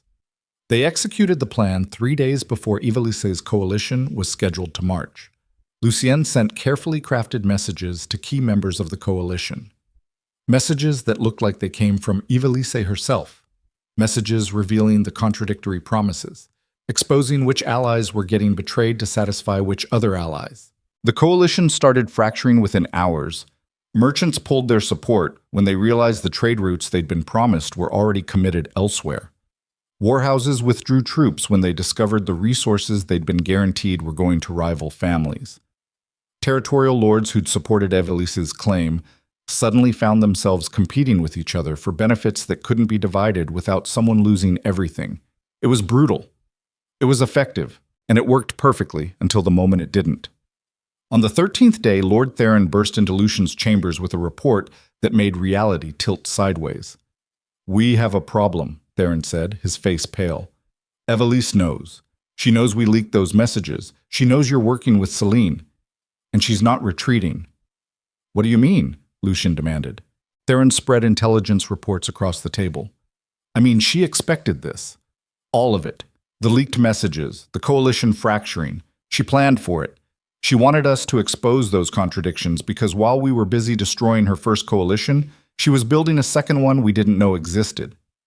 Lucien felt ice water replace the blood in his veins. What second coalition? The one built on revenge instead of profit. Theron pointed to the reports. Every noble house you ever conquered, every territory Valtherra subjugated during expansion, every family that lost power when you took the throne. She's been recruiting them for months, offering them one thing we can't counter. "What?" "Your head on a spike." The words hung in the air like a death sentence. This is what happens when you underestimate someone who's been planning longer than you've been fighting. Evelice hadn't just been building a coalition for political gain. She'd been positioning for this exact scenario, knowing that Lucien would help Selene because guilt was predictable, knowing that they'd use his strategy against her first coalition because that's how tactical minds operate, knowing that while they were busy congratulating themselves on fracturing her first army, her real force was assembling behind them. "She played us," Lucien said quietly. "Again." "Worse than that," Theron said. "She's been in contact with Commander Garrett, your northern ally, the one sitting in every war council meeting. She's been feeding him intelligence about Selene's defensive plans through encrypted channels we just discovered." Lucien's chest constricted. "Garrett's a traitor?" "Garrett's a pragmatist," Theron corrected. "He doesn't think Selene can hold the North together long term. Doesn't think the coalition can survive without the kind of absolute authority you used to have. So he's been positioning himself to be Evelice's military commander when she takes the throne, in exchange for betraying Selene's strategy to someone who'll use it to kill her." "How long do we have?" Lucien asked. "Hours," Theron said. "Maybe less. Evelice's second coalition is already inside the city. They've been infiltrating for days through those same merchant networks you told us to watch. While we were focused on her public army, her real force was moving into position disguised as refugees and traders, and normal people who just wanted inside the walls before the fighting started. This is what betrayal looks like when it evolves beyond personal and becomes systematic. Not just one person lying. An entire network of deception built specifically to exploit the blind spots of people too busy fighting visible enemies to notice the knife being positioned behind them. "We need to warn Selene," Lucien said. "Already tried," Theron said grimly. "She's in emergency council with Garrett and the northern commanders, in a room Garrett chose, with guards Garrett positioned. I think we're already too late." Lucien ran. Through corridors he'd walked 10,000 times as king and now sprinted as something less, something more desperate. He burst into the council chambers to find exactly what he'd feared. Selene stood at the war table surrounded by northern commanders with their swords drawn, not protecting her, trapping her. Garrett at the center with an expression that mixed regret and calculation in exactly the proportions that make betrayal possible. "Commander, what is this?" Selene asked, her voice steady despite the weapons pointed at her throat. "This is survival," Garrett said. "You're brilliant. I respect that. But you can't hold the North together. Too many competing interests, too much history. The only thing keeping this coalition functioning is hatred of Lucien, and he's not even king anymore. Once the external threat disappears, we'll tear each other apart. So I'm making a different choice, one that ensures the North gets real security instead of temporary peace." "By betraying me to Evelice," Selene said. "By accepting reality." Garrett's voice carried something almost like apology. "Evelice will win. Her second coalition is too strong, her strategy too comprehensive. So I'm making sure the North ends up on the winning side instead of buried with a queen too proud to surrender. This is what leadership looks like when it fractures under pressure. When the people who followed you discover that their survival matters more than their loyalty. Garrett wasn't wrong about the coalition being fragile. He was just choosing his own safety over Selene's life and calling it strategy. Selene looked at each commander surrounding her, measuring, calculating, reading the room like she'd learned to do during 7 years of political warfare. "How many?" she asked quietly. "Half," Garrett admitted. "The rest are still loyal, but they're scattered throughout the palace. Not enough to stop what's coming." "And what is coming?" "Evelis," Garrett said, "with forces already inside the city, with intelligence about every defensive position, with commanders ready to open gates and clear paths straight to you. She'll be here within the hour." Selene's expression didn't change, but Lucien saw something flicker behind her eyes. Not fear. Something colder. The recognition that sometimes you can do everything right and still lose because the game was rigged before you started playing. "Then we don't have much time," Selene said. She moved fast, faster than the commanders expected. Her hand flashed to the knife at her belt and threw it in one smooth motion that spoke of training no one had known she'd received.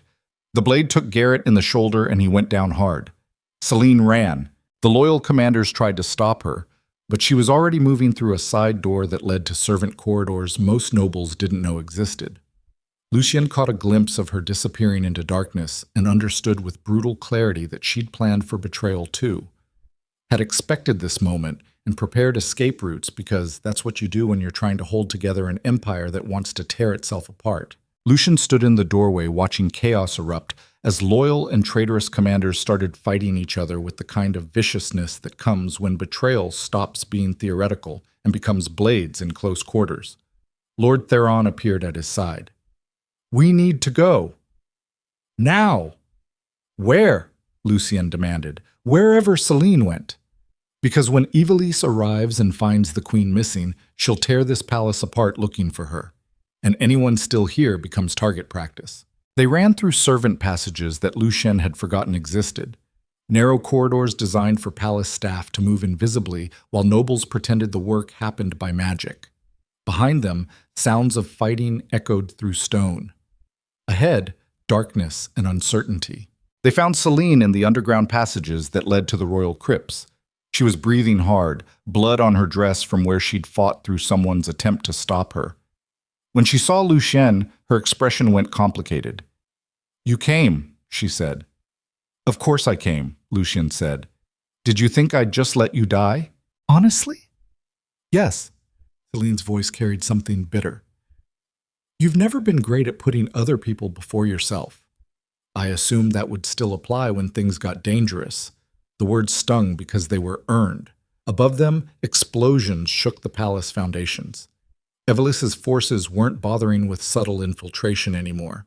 They were taking the palace by force, and the sound suggested they weren't meeting much resistance. "We need to move," Theron said. "If we stay here, we're trapped." "Where?" Lucien asked. "The city's surrounded. The palace is falling. Garrett betrayed the Northern Coalition. We have no allies and no resources." Selene looked at him with eyes that had learned to weaponize desperation. "We have one thing Evelis doesn't expect." "What?" "Each other. You know her strategy. I know these passages. Theron knows intelligence networks. Together we might be able to survive long enough to figure out how to stop her." She extended her hand. Not as queen to subject, just as one person to another asking if he was finally ready to stop being the alpha who destroyed everything and start being the man who might help rebuild it. Lucien took her hand. And in that moment, everything he'd spent 20 years building finished collapsing. The empire, the throne, the identity he'd constructed around being strong enough to stand alone. What remained was just 3 people in the dark trying to figure out how to survive an enemy who'd beaten them at every turn. Trying to understand how loyalty worked when you'd spent your life teaching people that power was the only currency that mattered. Trying to become something new because everything old had proven itself insufficient for the world they'd helped create. Above them, the palace burned. Evelis had won, and they had run out of options except the one Lucien had spent his entire life avoiding: trust someone enough to admit he couldn't survive alone.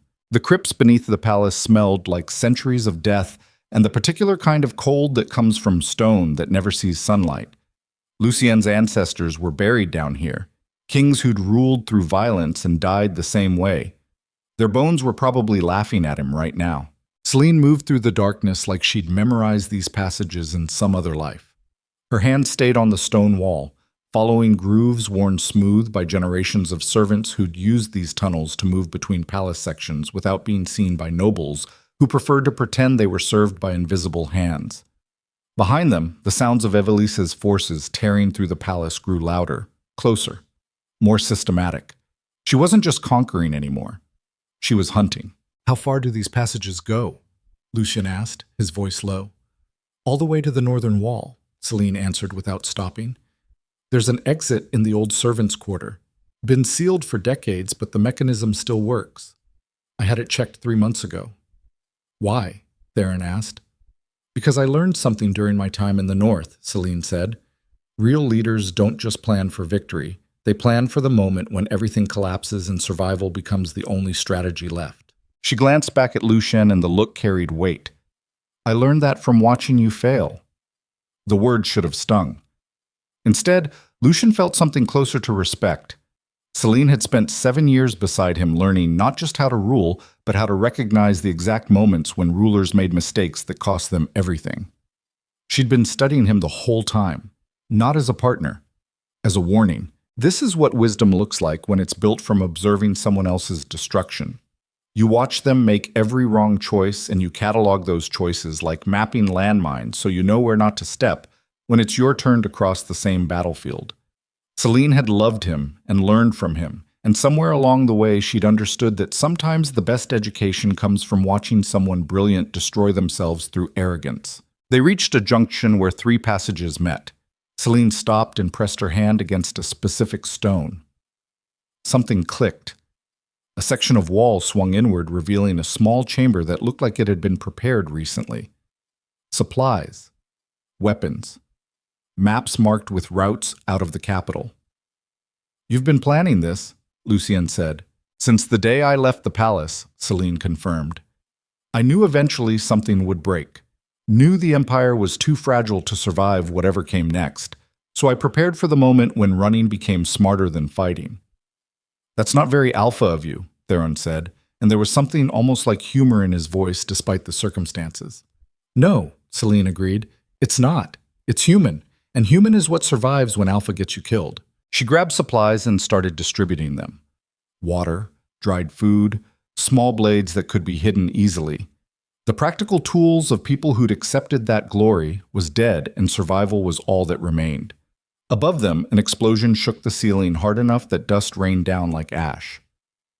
They're getting close, Theron said. Then we move, Selene replied. We reach the northern exit, get outside the walls, and disappear into the territories where Evelisa's control is still weak. And then what? Lucien asked. We run forever? Hide while she consolidates power and becomes exactly the kind of tyrant I spent 20 years pretending not to be? Selene looked at him with eyes that had learned cruelty from necessity. We survive. That's it. That's the entire plan.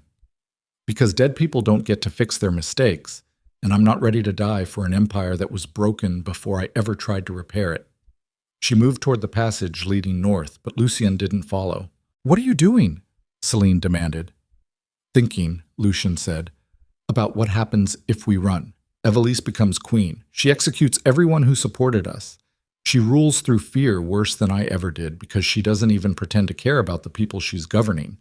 And we survive by hiding while everything we built becomes something worse than it was when we started. That's reality, Selene said flatly. Accept it or die fighting it. Those are your options. No, Lucien said slowly. There's a third option. We stop running toward safety and start running toward her. Both Selene and Theron stared at him like he'd lost his mind. You want to attack her? Theron said. With what army? What resources? She controls the palace, the city, and half the Empire's military. We're 3 people in a tunnel with supplies meant for running away. Exactly, Lucien said, which means she's not expecting us to attack. She thinks we're running, thinks we're scared, thinks that survival instinct will send us as far from danger as possible. Because that's what smart people do, Selene interrupted. Smart people don't charge into battles they can't win. Smart people don't, Lucien agreed. But desperate people with nothing left to lose do. And right now, we're not smart. We're desperate. And desperation is the only advantage we have left. He pointed at the map Selene had prepared. Show me where Evelise will be right now, where she'll go once she realizes we're not in the palace anymore. Selene hesitated. Then slowly, reluctantly, she spread the map on the stone floor. Throne room, she said, pointing. That's where she'll stage her victory. Sit on your throne. Accept surrender from whatever's left of the palace guard. Make the symbolic gesture that she's the new power in Valtherra. How many soldiers? Lucien asked. 50 at minimum. Theron studied the map. Probably more. Every important commander will want to be there, to witness the moment, to position themselves for whatever comes next. What about the passages? Lucien traced routes on the map. These servant corridors run throughout the palace, including directly beneath the throne room. If we could get under there, could we collapse the floor? Theron went pale. You want to bring the throne room down on top of them? That's not warfare. That's assassination. No, Lucien corrected. It's strategy, the only kind we have left. Selene was quiet for a long moment, her expression unreadable. This is the line, isn't it? She said finally. The moment where we decide if we're willing to become the thing we claim to be better than. If we do this, we're no different than Evelise, no different than you when you built this empire through violence and called it strength. Maybe, Lucien admitted, or maybe we're just people trying to stop something worse from happening by using the only tools we have left. I don't know anymore. I don't know if there's a right choice here. I just know that if we run, Evelise wins. And if she wins, everyone who ever trusted us dies. He met Selene's eyes. So I'm asking, not as a king giving orders, as someone who destroyed everything trying to prove he was strong enough to stand alone and finally learned he wasn't. Do we run or do we fight? This is what leadership becomes when all the clean options disappear. When every choice is terrible and the only question left is which terrible choice you can live with. Lucien had spent 20 years making decisions from a throne where power meant he could force reality to bend around his preferences. But standing in crypts with dust falling from the ceiling while enemies hunted them through darkness, power was gone. All that remained was choice, the brutal, honest kind that defines whether you're someone who runs from consequences or someone who turns and faces them, even when facing them means becoming something you never wanted to be. Selene looked at the map, at the passages, at the throne room where Evelise was probably already sitting in the seat Selene had walked away from because she'd understood it was poisoned. If we do this, we don't get to pretend we're heroes, Selene said.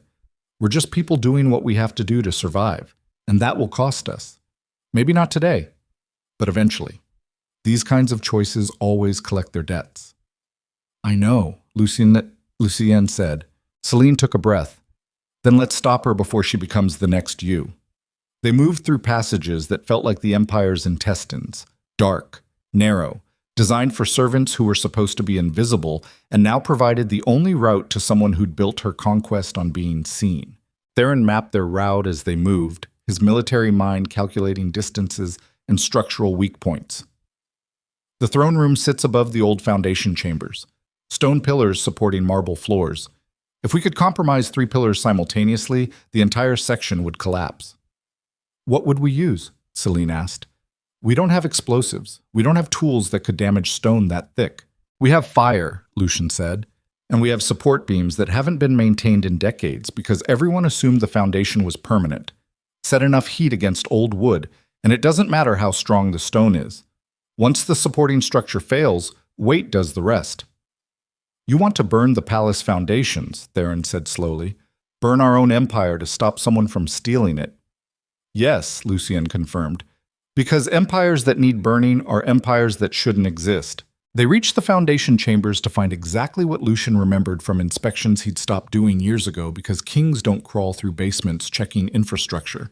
Massive stone pillars supporting the throne room above, ancient wooden beams reinforcing the pillars, support structures that had stood for 300 years and had started rotting 200 years ago because maintenance was never as important as expansion.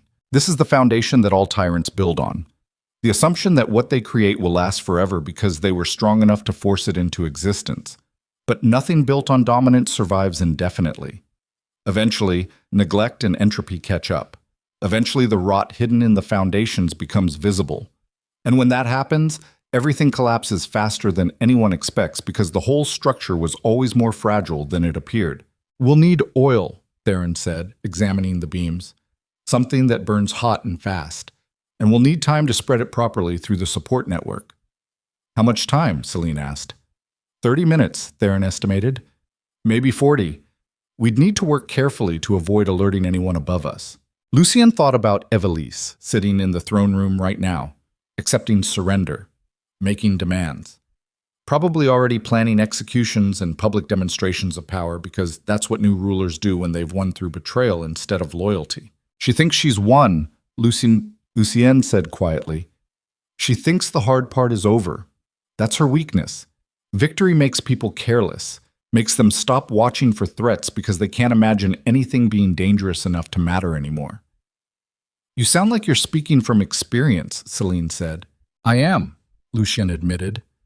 3 months ago, I thought I'd won everything, thought I'd built something so strong that nothing could shake it. Then I made one mistake and watched everything collapse because I'd been so busy proving my strength that I never noticed how fragile the whole structure actually was. He looked at the rotting beams. Evelise is making the same mistake right now, sitting in a throne room that's about to become a grave. The only question is whether we're willing to put her there. Selene studied his face. You've changed. No, Lucien said. I've just stopped pretending I haven't. There's a difference. They found oil in storage chambers that servants used for lamps. Heavy clay jars filled with liquid that would burn long and hot. They moved carefully through the foundation chambers, spreading oil across ancient wood, while above them the palace continued its transformation from symbol of power to tomb. Lucien worked in silence, trying not to think about what they were doing, trying not to calculate how many people would die when the throne room collapsed, trying not to become the thing he'd been fighting against his entire reign, while simultaneously understanding that maybe he'd always been that thing and was only now admitting it. This is what moral clarity looks like when it dissolves under pressure. You spend your life believing you're better than your enemies, that your violence is justified while theirs is evil, that when you kill people it's strategy, but when they kill people it's murder. And then one day you're in a basement spreading oil on support beams, planning to collapse a building on top of everyone inside, and you realize that maybe good and evil aren't different actions. Maybe they're just the same action viewed from different perspectives by people desperate to believe they're heroes instead of survivors, willing to do whatever survival requires. Movement echoed from the passage behind them. They froze. Footsteps. Multiple people. Coming fast. Theron drew his blade and positioned himself between the sound and Selene. Lucien moved to flank, his own sword ready despite knowing that if Evalise's forces had found them down here, fighting would just alert everyone above ground to their presence. The footsteps got closer. Then a familiar voice called out from the darkness. Your Majesty? Is that you? Commander Garrett emerged from the passage with blood on his armor and 5 soldiers at his back. He looked worse than he had in the council chamber, like he'd fought through something terrible and barely survived. Selene's expression went cold. You betrayed me to Evelise. Why would I believe anything you say now? Because she betrayed me right back, Garrett said bitterly. Soon as I gave her your defensive plans, she had her own commanders execute my loyalists. Turns out she doesn't want allies. She wants tools she can discard once they've served their purpose. He gestured to the soldiers behind him. These are all that's left of my command. Men who followed me into treason and got rewarded with execution orders. We're dead no matter what happens now. But if we're going to die, I'd rather die fighting her than running from her. This is what betrayal looks like when it eats its own. Garrett had chosen survival over loyalty and discovered that people who trade in betrayal don't value allies. They value leverage. And once you've given them everything useful, you become a liability that needs eliminating. He'd learned the lesson too late, and now he was offering his services to the people he'd betrayed because revenge was the only currency he had left to trade. Why should we trust you? Lucien asked. You shouldn't, Garrett had said bluntly. I'm a traitor. I betrayed my queen for promises that turned out to be lies. But right now, I'm also 6 soldiers and tactical knowledge about Evalise's force positioning. You need that more than you need moral superiority. Selene looked at Lucien. Your call. Lucien studied Garrett, saw desperation, saw guilt, saw the particular kind of regret that comes when you've made choices you can't take back and have to live with who you've become as a result. Help us set the fire, Lucien said finally. When the throne room collapses, you and your soldiers fight whatever survives. You do that, and maybe you die with something resembling honor instead of just dying. Garrett nodded. That's more than I deserve. They worked together spreading oil through the support network. Garrett's soldiers knew the foundations better than Lucien expected. They moved efficiently, covering more ground faster than Theron's original estimate. Within 20 minutes, the entire support structure beneath the throne room was soaked in oil and ready to burn. Lucien stood beside the first pillar with a torch in his hand and tried to find some moral justification for what he was about to do.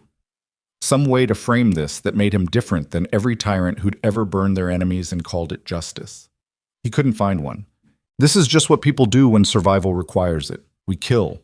We destroy. We become monsters and tell ourselves it's necessary. And maybe it is necessary. Or maybe that's just what monsters tell themselves to sleep at night. Either way, the choice is made and the torch is lit, and whatever comes next has to be lived with. He looked at Selene. Last chance to run, he said. Once we do this, there's no taking it back. No pretending we're better than what we're about to become. I stopped pretending the day you destroyed our marriage, Selene said. Now I'm just trying to make sure your mistakes don't kill everyone who wasn't responsible for making them. She took a torch from Theron. Light it, she said. Let's end this. Lucien touched his torch to oil-soaked wood. The fire caught instantly, spread faster than he'd expected. Within seconds, flames were racing along support beams toward other pillars. The heat built quickly, turning the foundation chamber into an oven that made breathing painful and thinking harder. Move, Theron ordered. Everyone out. This whole section is going up. They ran through passages filling with smoke. Behind them, flames consumed wood that had stood for centuries. Above them, the throne room continued whatever ceremony Ivelisse was performing to legitimize her stolen crown. They reached a safe distance and stopped, turned back, waited.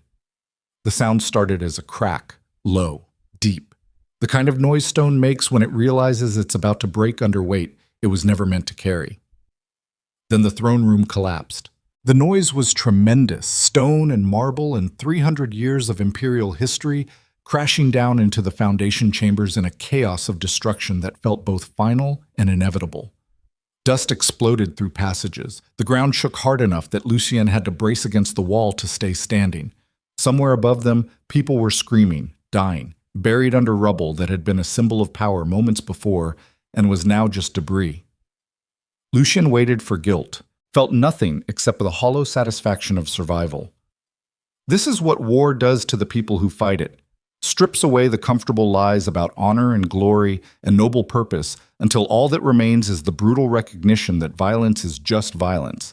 It doesn't matter if you're defending something or attacking something or trying to stop something worse from happening. People still die.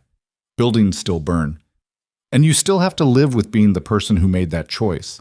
We need to move, Theron said. Survivors will be coming, and not all of them will be Ivelisse's forces. They climbed through rubble toward what used to be the throne room. The destruction was absolute. Marble floors had collapsed into the foundation. The steel throne itself had fallen into the inferno below. Bodies were everywhere. Some dead, some dying, some trapped under stone and screaming for help that wouldn't come fast enough. Lucien scanned the wreckage looking for one specific body. He didn't find it. She's not here, Selene said, reaching the same conclusion. Ivelisse wasn't in the throne room when it collapsed. How is that possible? Garrett demanded. Every report said she was... Trap, Lucien interrupted, understanding hitting him like cold water. She knew we'd come for her, knew we'd try something desperate. So she let everyone think she was in the throne room while she was actually somewhere else. Somewhere we didn't think to check. Where? Selene asked. Lucien thought about what he knew about Ivelisse, about how she thought, about what she valued more than symbols and ceremonies. The War Council chambers, he said. That's where the real power is. Maps, intelligence, supply records. She wouldn't waste time sitting on a throne when she could be consolidating actual control over the Empire's infrastructure. They ran through destroyed corridors toward the War Council chambers, while behind them the throne room continued burning. Garrett and his soldiers followed. Everyone understanding that they just wasted their advantage on destroying a symbol while the actual threat was somewhere else planning her next move. They found the War Council chambers intact. Guards posted outside. Inside, Evelise stood over maps with commanders receiving reports about the throne room collapse, with an expression that mixed anger and grudging respect. She looked up when Lucien burst through the doors. For a moment, neither of them moved. Then Evelise smiled. "That was clever," she said. "Brutal. Wasteful. But clever. You killed 50 of my best commanders and made me realize you're actually dangerous when you're desperate. I should have planned for that." She gestured to the guards. "Kill them. All except Lucien. I want him alive. We're going to have a conversation about consequences before I execute him publicly tomorrow." The chamber exploded into violence. Garrett and his soldiers engaged Evelise's guards, while Lucien moved toward her directly. Their blades met in a clash that sent shockwaves up his arms. She was still good, still fast, still fighting like someone who'd trained for this exact moment. But Lucien was fighting like someone with nothing left to lose. He drove her back across the War Council chambers. She blocked and countered with technique that would have impressed him if he wasn't trying to kill her. Around them, soldiers died. Theron fought through 3 guards to reach Selene, who was holding her own against a commander twice her size. The entire palace had become a battlefield, and no one was winning cleanly. Lucien's blade found Evelise's shoulder. Drew blood. She hissed and stepped back, her expression shifting from confidence to something closer to concern. "You're better than I calculated," she admitted. "And you're exactly as good as I thought," Lucien replied, "which means you're going to lose." "Am I?" Evelise's smile returned. "Look around, Lucien. Look at what you've become. You burned your own palace, killed your own people, betrayed every principle you claimed to stand for. And for what? To stop me from doing exactly the same things you did when you built this empire?" She was right. He knew she was right. The only difference between them was opportunity and timing. So he stopped trying to pretend there was a difference and just fought. This is what happens when alphas finally accept what they actually are. Not heroes, not villains. Just people willing to use violence to impose their will on reality and hoping that whatever they're fighting for matters enough to justify what they're becoming in the process. Lucien had spent 20 years ruling through dominance and calling it strength. Now he was fighting through desperation and calling it justice. Neither was true. Both were just convenient lies that made survival feel like something more meaningful than simple animal refusal to die. His blade got through Evelise's defense again, this time cutting across her ribs hard enough that she stumbled. Blood spread across her dress and her breathing went ragged. She looked at him with something that might have been respect or fear or both. "If you kill me, someone else will just take my place," she said. "That's how power works. It doesn't disappear, it just changes hands." "I know," Lucien said, "but at least the next person won't be you." He raised his sword for the killing strike, and Selene's voice cut through the chaos. "Lucien, Anne, stop." He froze, turned. Selene stood across the chamber with a blade to Commander Garrett's throat. Behind her, 20 more soldiers poured through the doorway. Northern forces who'd been fighting through the palace looking for their queen. "And this," Selene said, "not with more death, with something better."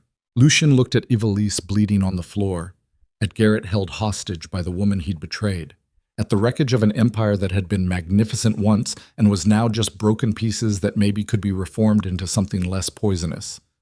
"What are you suggesting?" he asked. "Surrender," Selene said.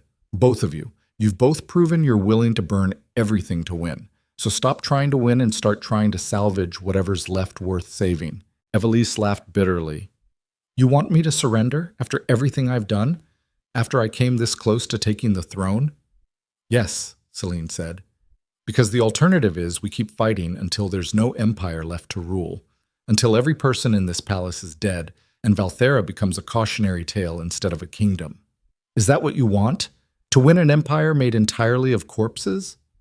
The chamber went quiet except for the sounds of people breathing hard and bleeding slow. Lucien lowered his sword. "I surrender," he said. Evelise stared at him like he'd lost his mind. "You're joking." "No," Lucien said. "I'm just tired. Tired of fighting. Tired of destroying things. Tired of being the alpha who proves his strength by refusing to admit when he's lost." He looked at Selene. "You wanted the throne. You got it. Now figure out how to build something better than what I created, because I clearly can't." Celine's expression softened slightly. What about her? Evelise looked between them, her hand still on her bleeding ribs, her expression calculating even while injured. I don't surrender, Evelise said, and I don't accept mercy from people too weak to finish what they started. She moved fast, grabbed a knife from a dead guard, lunged towards Selene, and Lucien understood with perfect clarity that some people couldn't be reasoned with, couldn't be bargained with, could only be stopped. His blade took Evelise through the chest before she'd crossed half the distance. She stopped, looked down at the steel protruding from her ribs, then looked up at Lucien with an expression of pure surprise. You actually did it, she whispered. Someone had to, Lucien said. Evelise collapsed. The chamber went silent. Lucien stood over her body, feeling absolutely nothing except the distant recognition that he'd just killed someone he'd once thought he cared about and couldn't find any emotion about it except exhaustion. This is what the end looks like when it finally arrives. Not dramatic, not meaningful. Just the recognition that fighting is over and whatever comes next has to be faced by people too tired to keep pretending they're anything except broken survivors trying to figure out how to keep breathing. Selene walked over slowly, looked at Evelise's body, then at Lucien. It's done, she said. Is it? Lucien asked. Because it feels like we just traded one war for whatever comes next. Probably, Selene agreed. But at least we'll face it without someone actively trying to kill us for the throne. She extended her hand. Not as queen to subject, just as one exhausted person to another asking if they were ready to stop fighting and start building. Lucien took her hand. And somewhere in the burning palace, the empire that had been built on dominance finally started transforming into something that might survive by being built on something else entirely. Something that looked less like strength and more like people who'd learned the hard way that power without wisdom was just violence in a crown. They walked out of the war council chambers together, while behind them soldiers secured what was left of the palace and medics tried to save whoever could still be saved. The throne room was destroyed. The empire was fractured. Evelise was dead. And Lucien Draven finally understood that being alpha had never meant being strong enough to stand alone. It meant being brave enough to admit when you needed help, to accept that some things couldn't be conquered, only earned. And the hardest battle wasn't against external enemies, it was against the part of yourself that would rather destroy everything than admit it was wrong. They reached the obsidian balcony where this whole disaster had started. Dawn was breaking over the capital, and for the first time in months, Lucien looked at Selene and didn't see judgment, just recognition. Two people who'd survived the worst versions of themselves and were finally ready to figure out who they could become instead. Dawn broke over Valtherra like a wound opening slowly across the sky. Red and gold light spilled across a capital city that looked like it had been chewed up and spit out by something that fed on ambition. Smoke rose from the palace in thin gray columns. Bodies were still being pulled from the collapsed throne room. The empire that had taken 20 years to build had come apart in a single night. Lucien stood on the obsidian balcony and tried to remember what it felt like to be a king. He couldn't. That version of himself had died somewhere between the Eastern Gallery and the Foundation Chambers, between the moment he'd betrayed Selene and the moment he'd killed Evelise. What remained was just a man with blood on his hands and no crown to justify it. Selene joined him at the railing. She looked worse than he did, exhausted beyond what sleep could fix. The kind of tired that comes from carrying weight you never asked for and discovering you're strong enough to bear it, but not strong enough to pretend it doesn't hurt. They stood in silence, watching the sun rise over destruction they'd both contributed to in different ways. Finally, Selene spoke. What do we do now? The question hung in the air between them like smoke. Heavy. Unavoidable. The kind of question that doesn't have good answers, only honest ones. Lucien thought about everything that had brought them to this moment.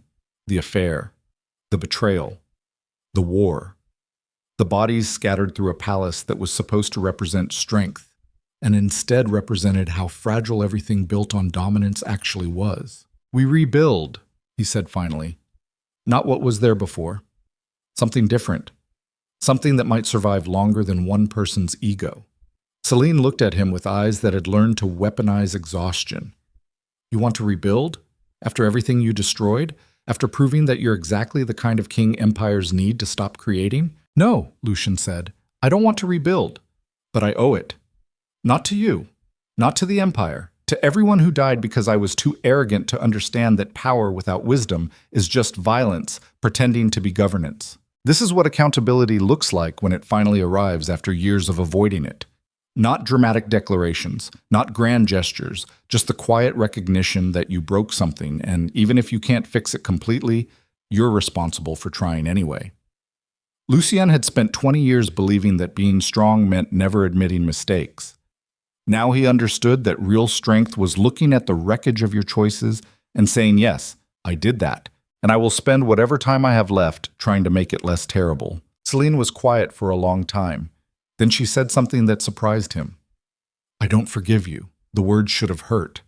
Instead, Lucien felt something closer to relief. I don't expect you to, he replied. Good, Selene said, because forgiveness isn't something you earn by wanting it. It's something that happens when the person you hurt decides they're ready to stop carrying the weight of what you did. And I'm not there yet. Maybe I never will be. She turned to face him directly. But I also don't hate you anymore. I'm just tired of letting what you did define who I am. So we're going to do something really hard. We're going to figure out how to work together without pretending that working together means everything's fixed. How? Lucien asked. Honestly, Selene said. Painfully. With boundaries and consequences and the understanding that trust isn't rebuilt in conversations. It's rebuilt through years of consistent action that proves you've actually changed instead of just saying you have. She gestured toward the ruined palace. This empire needs restructuring, not just leadership changes, fundamental transformation in how power is distributed and maintained. No more absolute monarchy. No more one person carrying enough authority to destroy everything when they inevitably fail. You want to dismantle the throne, Lucien said.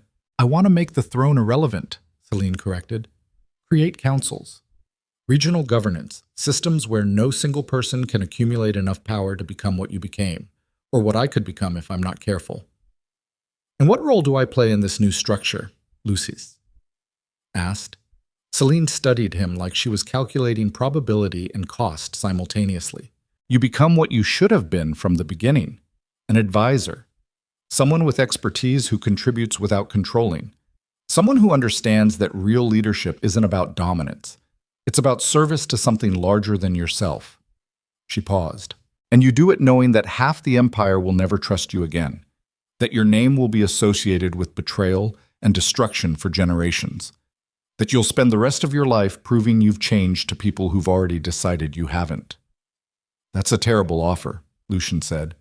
Yes, Selene agreed. But it's the only one you're getting. Take it or leave. This is what redemption looks like when it's stripped of romanticism and left bare. Not forgiveness, not restoration, just the opportunity to do better without any guarantee that better will be recognized or rewarded. Just the choice to keep showing up and contributing even when everyone watching has already decided you're irredeemable. That's the real test of whether someone has changed. Whether they're willing to do the work even when the work doesn't come with applause or vindication or any of the comfortable rewards that make suffering feel meaningful. I'll take it, Lucien said. Selene nodded once. Then we start today. War Council in 2 hours. Every surviving commander and regional representative. We're going to map out what comes next, and you're going to sit in the back and contribute only when asked. Understood? Understood. They returned to the palace interior where servants were already cleaning blood off marble and trying to restore some semblance of order to chaos. Lucien watched them work with the peculiar recognition that he'd never really noticed them before. They'd been invisible to him, furniture that happened to move and speak occasionally. Now he saw them as people who'd survived a war they hadn't asked for because their king had been too weak to control his own impulses. He stopped one of them, a young woman carrying broken stone from the collapsed throne room. What's your name? He asked. She looked terrified, like kings asking names was usually followed by executions. Mara, your majesty? She stammered. Not your majesty anymore, Lucien said. Just Lucien. And I wanted to say I'm sorry for the war, for the destruction, for everything you've had to survive because I made choices that seemed reasonable from a throne but probably looked insane from down here. Mara stared at him like he'd started speaking a language that shouldn't exist. I don't know what to say to that, she admitted. You don't have to say anything, Lucien replied. I just needed you to hear it. You and everyone else who had to live through my mistakes without having any power to stop them. He moved on before she could respond, before the moment could become something performative instead of just honest. This is what atonement looks like in practice. Not grand gestures, not public apologies designed to restore reputation. Just the small, uncomfortable work of acknowledging harm to the specific people you harmed. Of saying, I see you now, and I'm sorry I didn't before, without expecting that recognition to change anything about how they see you. The War Council gathered in chambers that had been hastily cleared of bodies and debris. 50 people crowded into a space designed for 30. Northern commanders, Southern merchants, Eastern diplomats, Western territorial representatives. Everyone who'd survived the chaos and now had to figure out how to build something functional from wreckage. Selene stood at the head of the table, not sitting, just standing with maps spread in front of her and exhaustion written across her face in ways that made her look older and somehow more real than she'd looked as queen. We're here because the old system failed, Selene began without preamble. Not just failed, collapsed spectacularly in ways that cost thousands of lives and nearly destroyed an empire that took generations to build. So we're not going to rebuild that system. We're going to build something different. What gives you the authority to decide that? Demanded Lord Heron, the Duke who'd barely survived the throne room collapse and apparently hadn't learned anything from nearly dying. Nothing, Selene said flatly. I have no authority except what you choose to recognize. Same as everyone in this room. Power is what we collectively agree it is. And I'm suggesting we agree to something less destructive than absolute monarchy ruled by whoever's willing to kill the most people to prove they're strong enough. The room erupted into argument. Different factions shouting over each other about tradition and stability and the necessity of strong leadership, about how empires needed centralized control or they dissolved into chaos, about how changing fundamental structures in the middle of crisis was suicide. Lucien sat in the back and watched Selene handle objections with the kind of diplomatic precision he'd never managed. She didn't argue from authority. She argued from logic and consequence. She asked questions that forced people to confront the reality that the old system had brought them all to the edge of extinction, and maintaining it meant accepting that extinction as inevitable instead of preventable. She was better at this than he'd ever been. That realization should have felt like defeat. Instead, it felt like relief. Like finally accepting that being the best at something wasn't as important as making sure the best person was in position to use their skills. Commander Garrett spoke up from the middle of the room. His voice carried the particular weight of someone who'd betrayed everyone and was now trying to figure out how to be useful anyway. What about those of us who followed Evelise? Who made choices we can't take back? Do we get executed or exiled or what? Selene looked at him with an expression that mixed contempt and pragmatism. You get consequences, she said. Loss of rank, loss of territory, public acknowledgement of what you did and why it was wrong.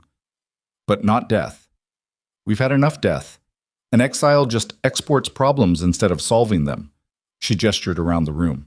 Everyone here has made choices they regret. Some worse than others. We can spend the next decade punishing each other, or we can spend it building something that makes those kinds of choices less likely in the future. Your choice. But make it fast because we don't have time for extended moral debates while the empire falls apart. This is what leadership looks like when it's stripped of ego and reduced to function. Not inspiring speeches, not charismatic vision, just the brutal practicality of someone who understands that perfect justice is impossible and functional governance is all that's achievable. Selene wasn't trying to be loved. She was trying to create systems that would survive even when run by people less capable than her. That was the real test of whether you were building something sustainable or just building another personality cult. The council continued for hours. Arguments, proposals, compromises that left everyone slightly unhappy, which meant they were probably fair. Slowly, painfully, a framework emerged. Regional councils with genuine authority. A central coordinating body without absolute power. Checks and balances designed to prevent any single person from accumulating enough control to become tyrannical. Term limits. Public accountability. Transparent decision-making. It was messy. Complicated. The kind of governance structure that would require constant work to maintain, instead of the clean simplicity of one person giving orders and everyone else obeying. But it might actually survive. Lucien contributed twice. once to suggest communication protocols between regions, once to map supply chain vulnerabilities that needed addressing. Both times he spoke quietly, offered information without demands, and stopped talking as soon as he'd made his point. No one thanked him. No one acknowledged that his input had been useful. That was fine. He wasn't doing this for acknowledgement. He was doing this because it needed doing, and he had expertise that could help. The council ended near midnight with everyone exhausted and a framework that was more aspiration than reality, but at least pointed in a direction that wasn't immediate collapse. Selene dismissed everyone, and Lucien started to leave with them. "Wait," Selene said. He stopped. They stood alone in the war council chambers while servants extinguished candles, and the palace settled into the particular silence that comes after violence has exhausted itself and left only consequences. "You did well today," Selene said. "Contributing without controlling. That's harder than it looks." "It's the hardest thing I've ever done," Lucien admitted. "Every instinct I have screams to take charge, to impose order through force, to prove I'm still relevant by dominating conversations." "But you didn't," Selene observed. "No," Lucien said. "I didn't because I finally understand that those instincts are exactly what destroyed everything. And if I keep following them, I'll just destroy whatever we build next." He looked at her directly. "I don't expect you to forgive me. I don't expect us to be what we were. But I want you to know that I understand now. What you tried to tell me. What I was too arrogant to hear. Power without wisdom is just violence. And I was violent to you in ways that had nothing to do with physical harm." Celine's expression softened slightly. "That's the first time you've actually understood what you did. Not just acknowledged it, actually understood it." "Does that change anything?" Lucien asked. "No," Selene said honestly. "Understanding doesn't erase harm, but it does mean maybe you won't repeat it, and that matters even if it doesn't fix what's already broken." She moved toward the door. "Get some sleep. Tomorrow we start the real work. Restructuring governance, repairing relationships with territories that hate us, figuring out how to feed people while half our supply lines are destroyed. This is going to be brutal and thankless, and it's going to take years." "I know," Lucien said. "Good," Selene replied. "Then maybe you'll survive it." She left. Lucien stood alone in the war council chambers, feeling the weight of everything that remained to be done. The empire was fractured. Trust was destroyed. His reputation was ruined beyond repair. And the work ahead would consume the rest of his life without any guarantee of success. He should have felt despair.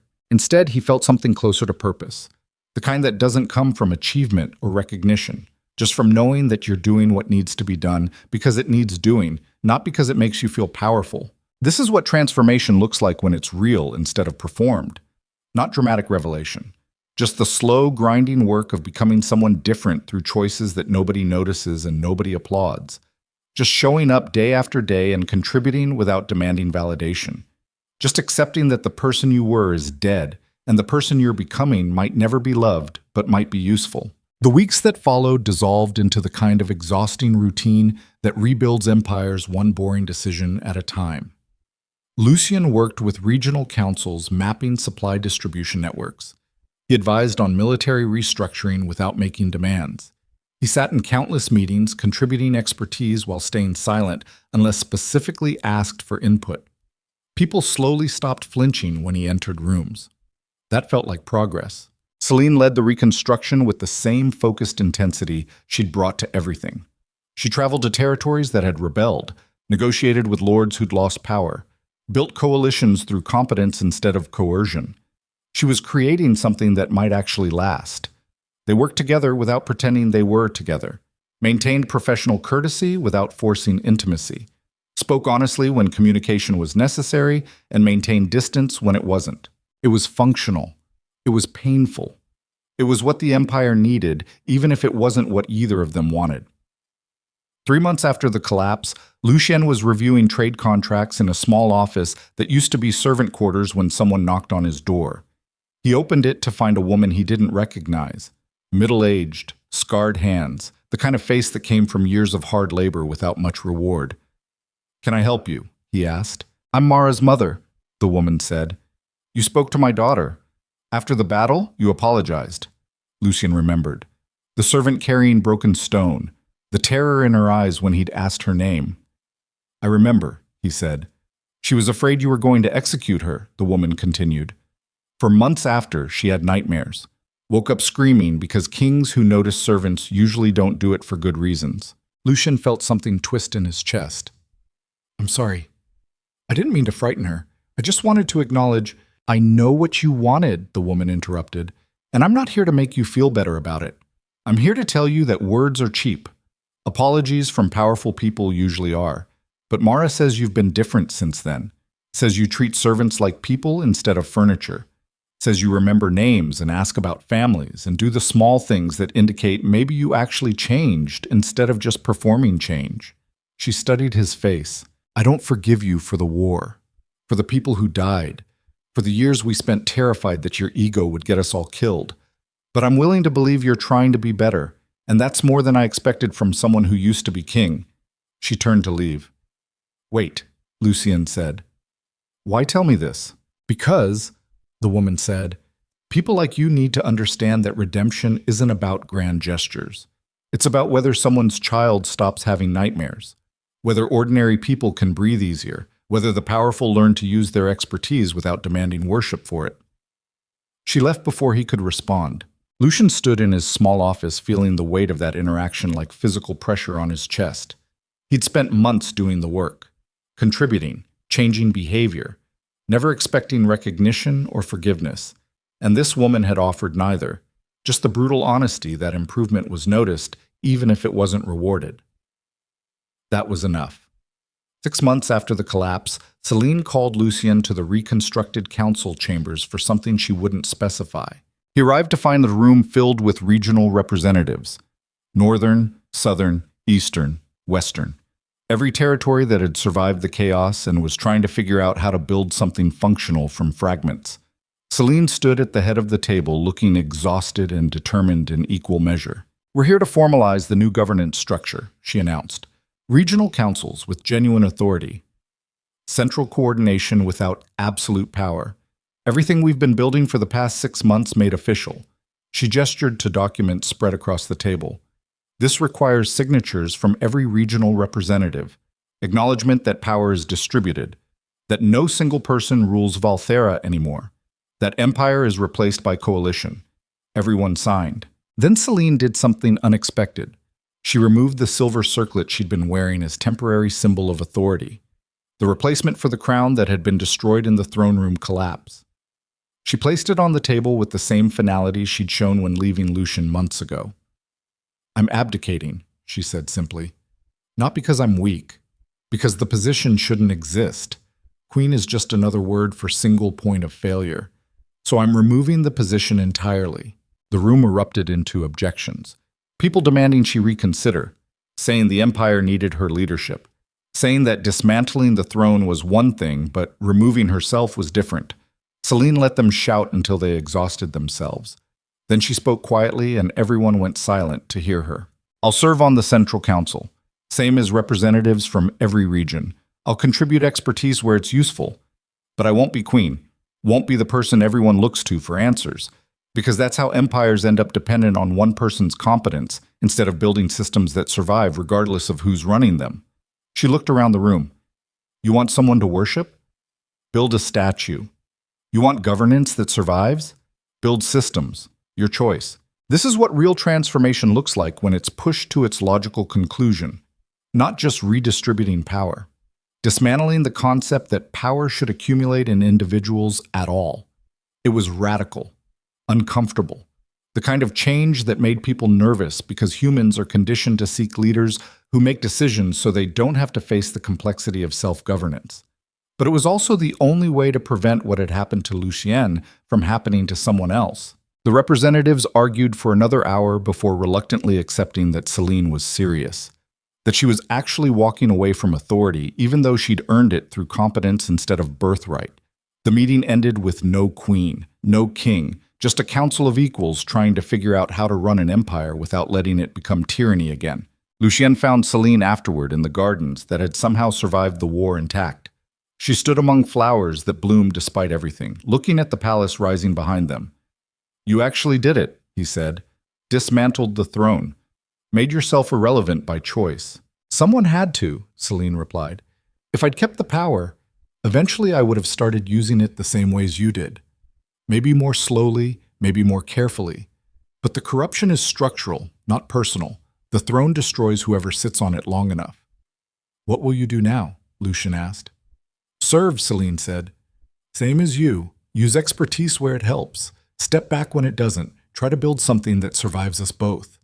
She finally looked at him. You've changed, she said. Actually changed, not just perform change for an audience. I've been watching. You contribute without controlling. You acknowledge harm without making excuses. You do the work without demanding credit. Does that matter? Lucien asked. Yes, Selene said. It doesn't fix what you destroyed, doesn't erase the betrayal, but it means maybe you've learned something worth learning. That being alpha isn't about dominance, it's about responsibility, for consequences, for growth, for becoming someone who contributes instead of just consuming. She paused. I don't love you anymore. That died somewhere between the Eastern Gallery and here, but I respect what you're becoming, and that might be more valuable than love ever was. The word should have hurt. Instead, Lucien felt something like acceptance, like the final pieces of who he'd been falling away to reveal something smaller but more honest underneath. I respect what you've built, he said, and I'm grateful you gave me the chance to contribute to it instead of just watching it happen from exile or a grave. Selene almost smiled. Don't get comfortable. This is just the beginning. The hard part is maintaining it, making sure the systems work, making sure power doesn't re-centralize. That's going to take decades. I know, Lucien said, and I'll be here for it, contributing, learning, trying to be useful without being destructive. They stood together in the garden while the sun set over an empire that wasn't an empire anymore, just a coalition of territories trying to figure out how to coexist without letting ambition destroy them all. It wasn't perfect. It wasn't even particularly stable, but it was built on something other than one person's ego, and that meant it had a chance of surviving longer than the kingdoms that had come before. Years passed. Lucien worked on infrastructure, supply chains, conflict resolution between regions, the boring, essential work that keeps civilization functioning without ever being celebrated. He learned the names of servants, listened to craftsmen describe their trades, contributed expertise without making it about ego. Slowly, painfully, became someone who was useful without needing to be important. Selene built diplomatic networks, strengthened regional councils, created systems for power transfer that didn't require violence. She was brilliant at it in ways that made Lucien grateful she'd survived him long enough to become who she was always meant to be. They worked together without being together, maintained professional respect without forcing intimacy. Sometimes they'd have coffee and discuss strategy. Sometimes they wouldn't speak for weeks because their work didn't intersect. It was functional. It was healthy. It was what they both needed, even if it wasn't what romance promised. 5 years after the collapse, Lucien was reviewing agricultural reports when a young man knocked on his office door. Yes? Lucien called. The man entered nervously. I'm studying governance, writing about the transition from monarchy to distributed power. I was hoping to interview you about the changes. Lucien gestured to a chair. What do you want to know? The young man pulled out notes. What made you change? You spent 20 years building absolute power. Then you dismantled it. Why? Lucien thought about that. Really thought, instead of defaulting to comfortable answers. Because I finally understood that power is a test most people fail, he said slowly. The more you accumulate, the more convinced you become that you're special instead of just lucky. That your decisions are better because you're making them. That other people exist to serve your vision instead of having visions of their own worth serving. He paused. I failed that test. Spectacularly. And the only way to make failing matter was to help build systems where failing wouldn't cost as much next time. The young man wrote furiously. And the affair? The betrayal that started everything falling apart? That wasn't the start, Lucien said. That was the symptom. I'd been failing for years before that. The affair was just the moment it became visible, when internal rot finally showed up on the surface in ways that couldn't be ignored. Do you regret it? The young man asked. And every day, Lucien said honestly. But regret without change is just self-pity. So I try to make the regret mean something. Try to contribute to building something that might prevent the next person from making the same mistakes. The interview continued for an hour, the young man asking questions that forced Lucien to articulate things he'd been living without examining, about power, about change, about whether redemption was possible for people who'd done unforgivable things. At the end, the young man asked one final question. If you could go back and change one thing, what would it be? Lucien didn't hesitate. I'd learned to see Selene as a partner instead of a possession, as someone with expertise and insight that made her valuable beyond what she contributed to my ego. I'd understand that alphas who stand alone aren't strong. They're just isolated, and isolation is a weakness that eventually destroys everything you think it's protecting. The young man left. Lucien sat alone in his office, watching evening light fade through windows and thinking about everything that had brought him here. The choices, the consequences, the slow, grinding work of becoming someone different. He'd been a king once. Now he was just a man who'd learned the hard way that thrones were prisons and power was a test, and the only real strength was admitting when you'd failed and choosing to do better anyway. It wasn't the life he'd imagined. It was the life he'd earned, and maybe that was enough. 10 years after the collapse, Selene found Lucien in the gardens reviewing trade proposals. She'd aged well, still sharp, still capable, still the kind of person who made rooms better just by entering them. She sat beside him without asking permission. They sat in comfortable silence for a while before she spoke. The council is stable. Regional governance is working. Power is distributed enough that no single person can destroy everything anymore. That's your legacy, Lucien said. You built something that survives regardless of who's running it. We built it, Selene corrected.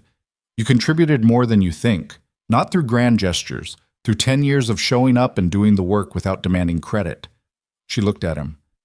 I've been thinking about forgiveness, about whether it's something that happens or something you choose. And? Lucien asked. I choose it, Selene said. Not because you've earned it, because I'm tired of carrying what you did, tired of letting your worst moment define how I see you. You've spent a decade becoming someone different, and that person deserves recognition even if the old person doesn't deserve forgiveness. Lucien felt something crack in his chest, something that had been frozen since the Eastern Gallery finally thawing enough to hurt. Thank you, he said quietly. Don't thank me, Selene replied. This isn't for you. It's for me. I'm choosing to stop letting your betrayal be the thing I carry everywhere. But that doesn't mean we go back to what we were. That died. What remains is two people who survived the worst versions of themselves and built something useful from the wreckage. Is that enough? Lucien asked. It has to be, Selene said, because it's all we have. They sat together watching the sun set over the garden while around them the empire that wasn't an empire anymore continued its slow, messy work of being governed by people instead of kings. It wasn't perfect. It was functional. And maybe functionality was what love looked like after it survived everything that should have destroyed it and came out the other side as something harder and more honest. Years continued passing. Lucien kept working, kept contributing, kept showing up even when the work was boring and the recognition was non-existent. Selene led councils, built relationships, strengthened systems that would survive long after she was gone. They worked together, sometimes closely, sometimes at a distance, always with respect. Never with the intimacy they'd once shared, because some things couldn't be rebuilt. They could only be replaced with something new. And what they'd built together after everything fell apart was better than what they'd had before. Not more romantic, not more comfortable, but more honest, more resilient, more likely to survive the inevitable failures that came with being human. 20 years after the collapse, Lucien stood on the obsidian balcony where everything had started and looked at a capital city that bore almost no resemblance to the one he'd ruled. No absolute monarch, no throne, no single point of failure that could destroy everything. Just people trying to govern themselves with expertise from advisors who contributed without controlling. It was messy. It was complicated. It was working. Selene joined him at the railing. They were both older now, gray in their hair, lines on their faces earned through decades of hard work instead of years of comfort. We did it, she said. Built something that survives us. You did it, Lucien corrected. I just helped.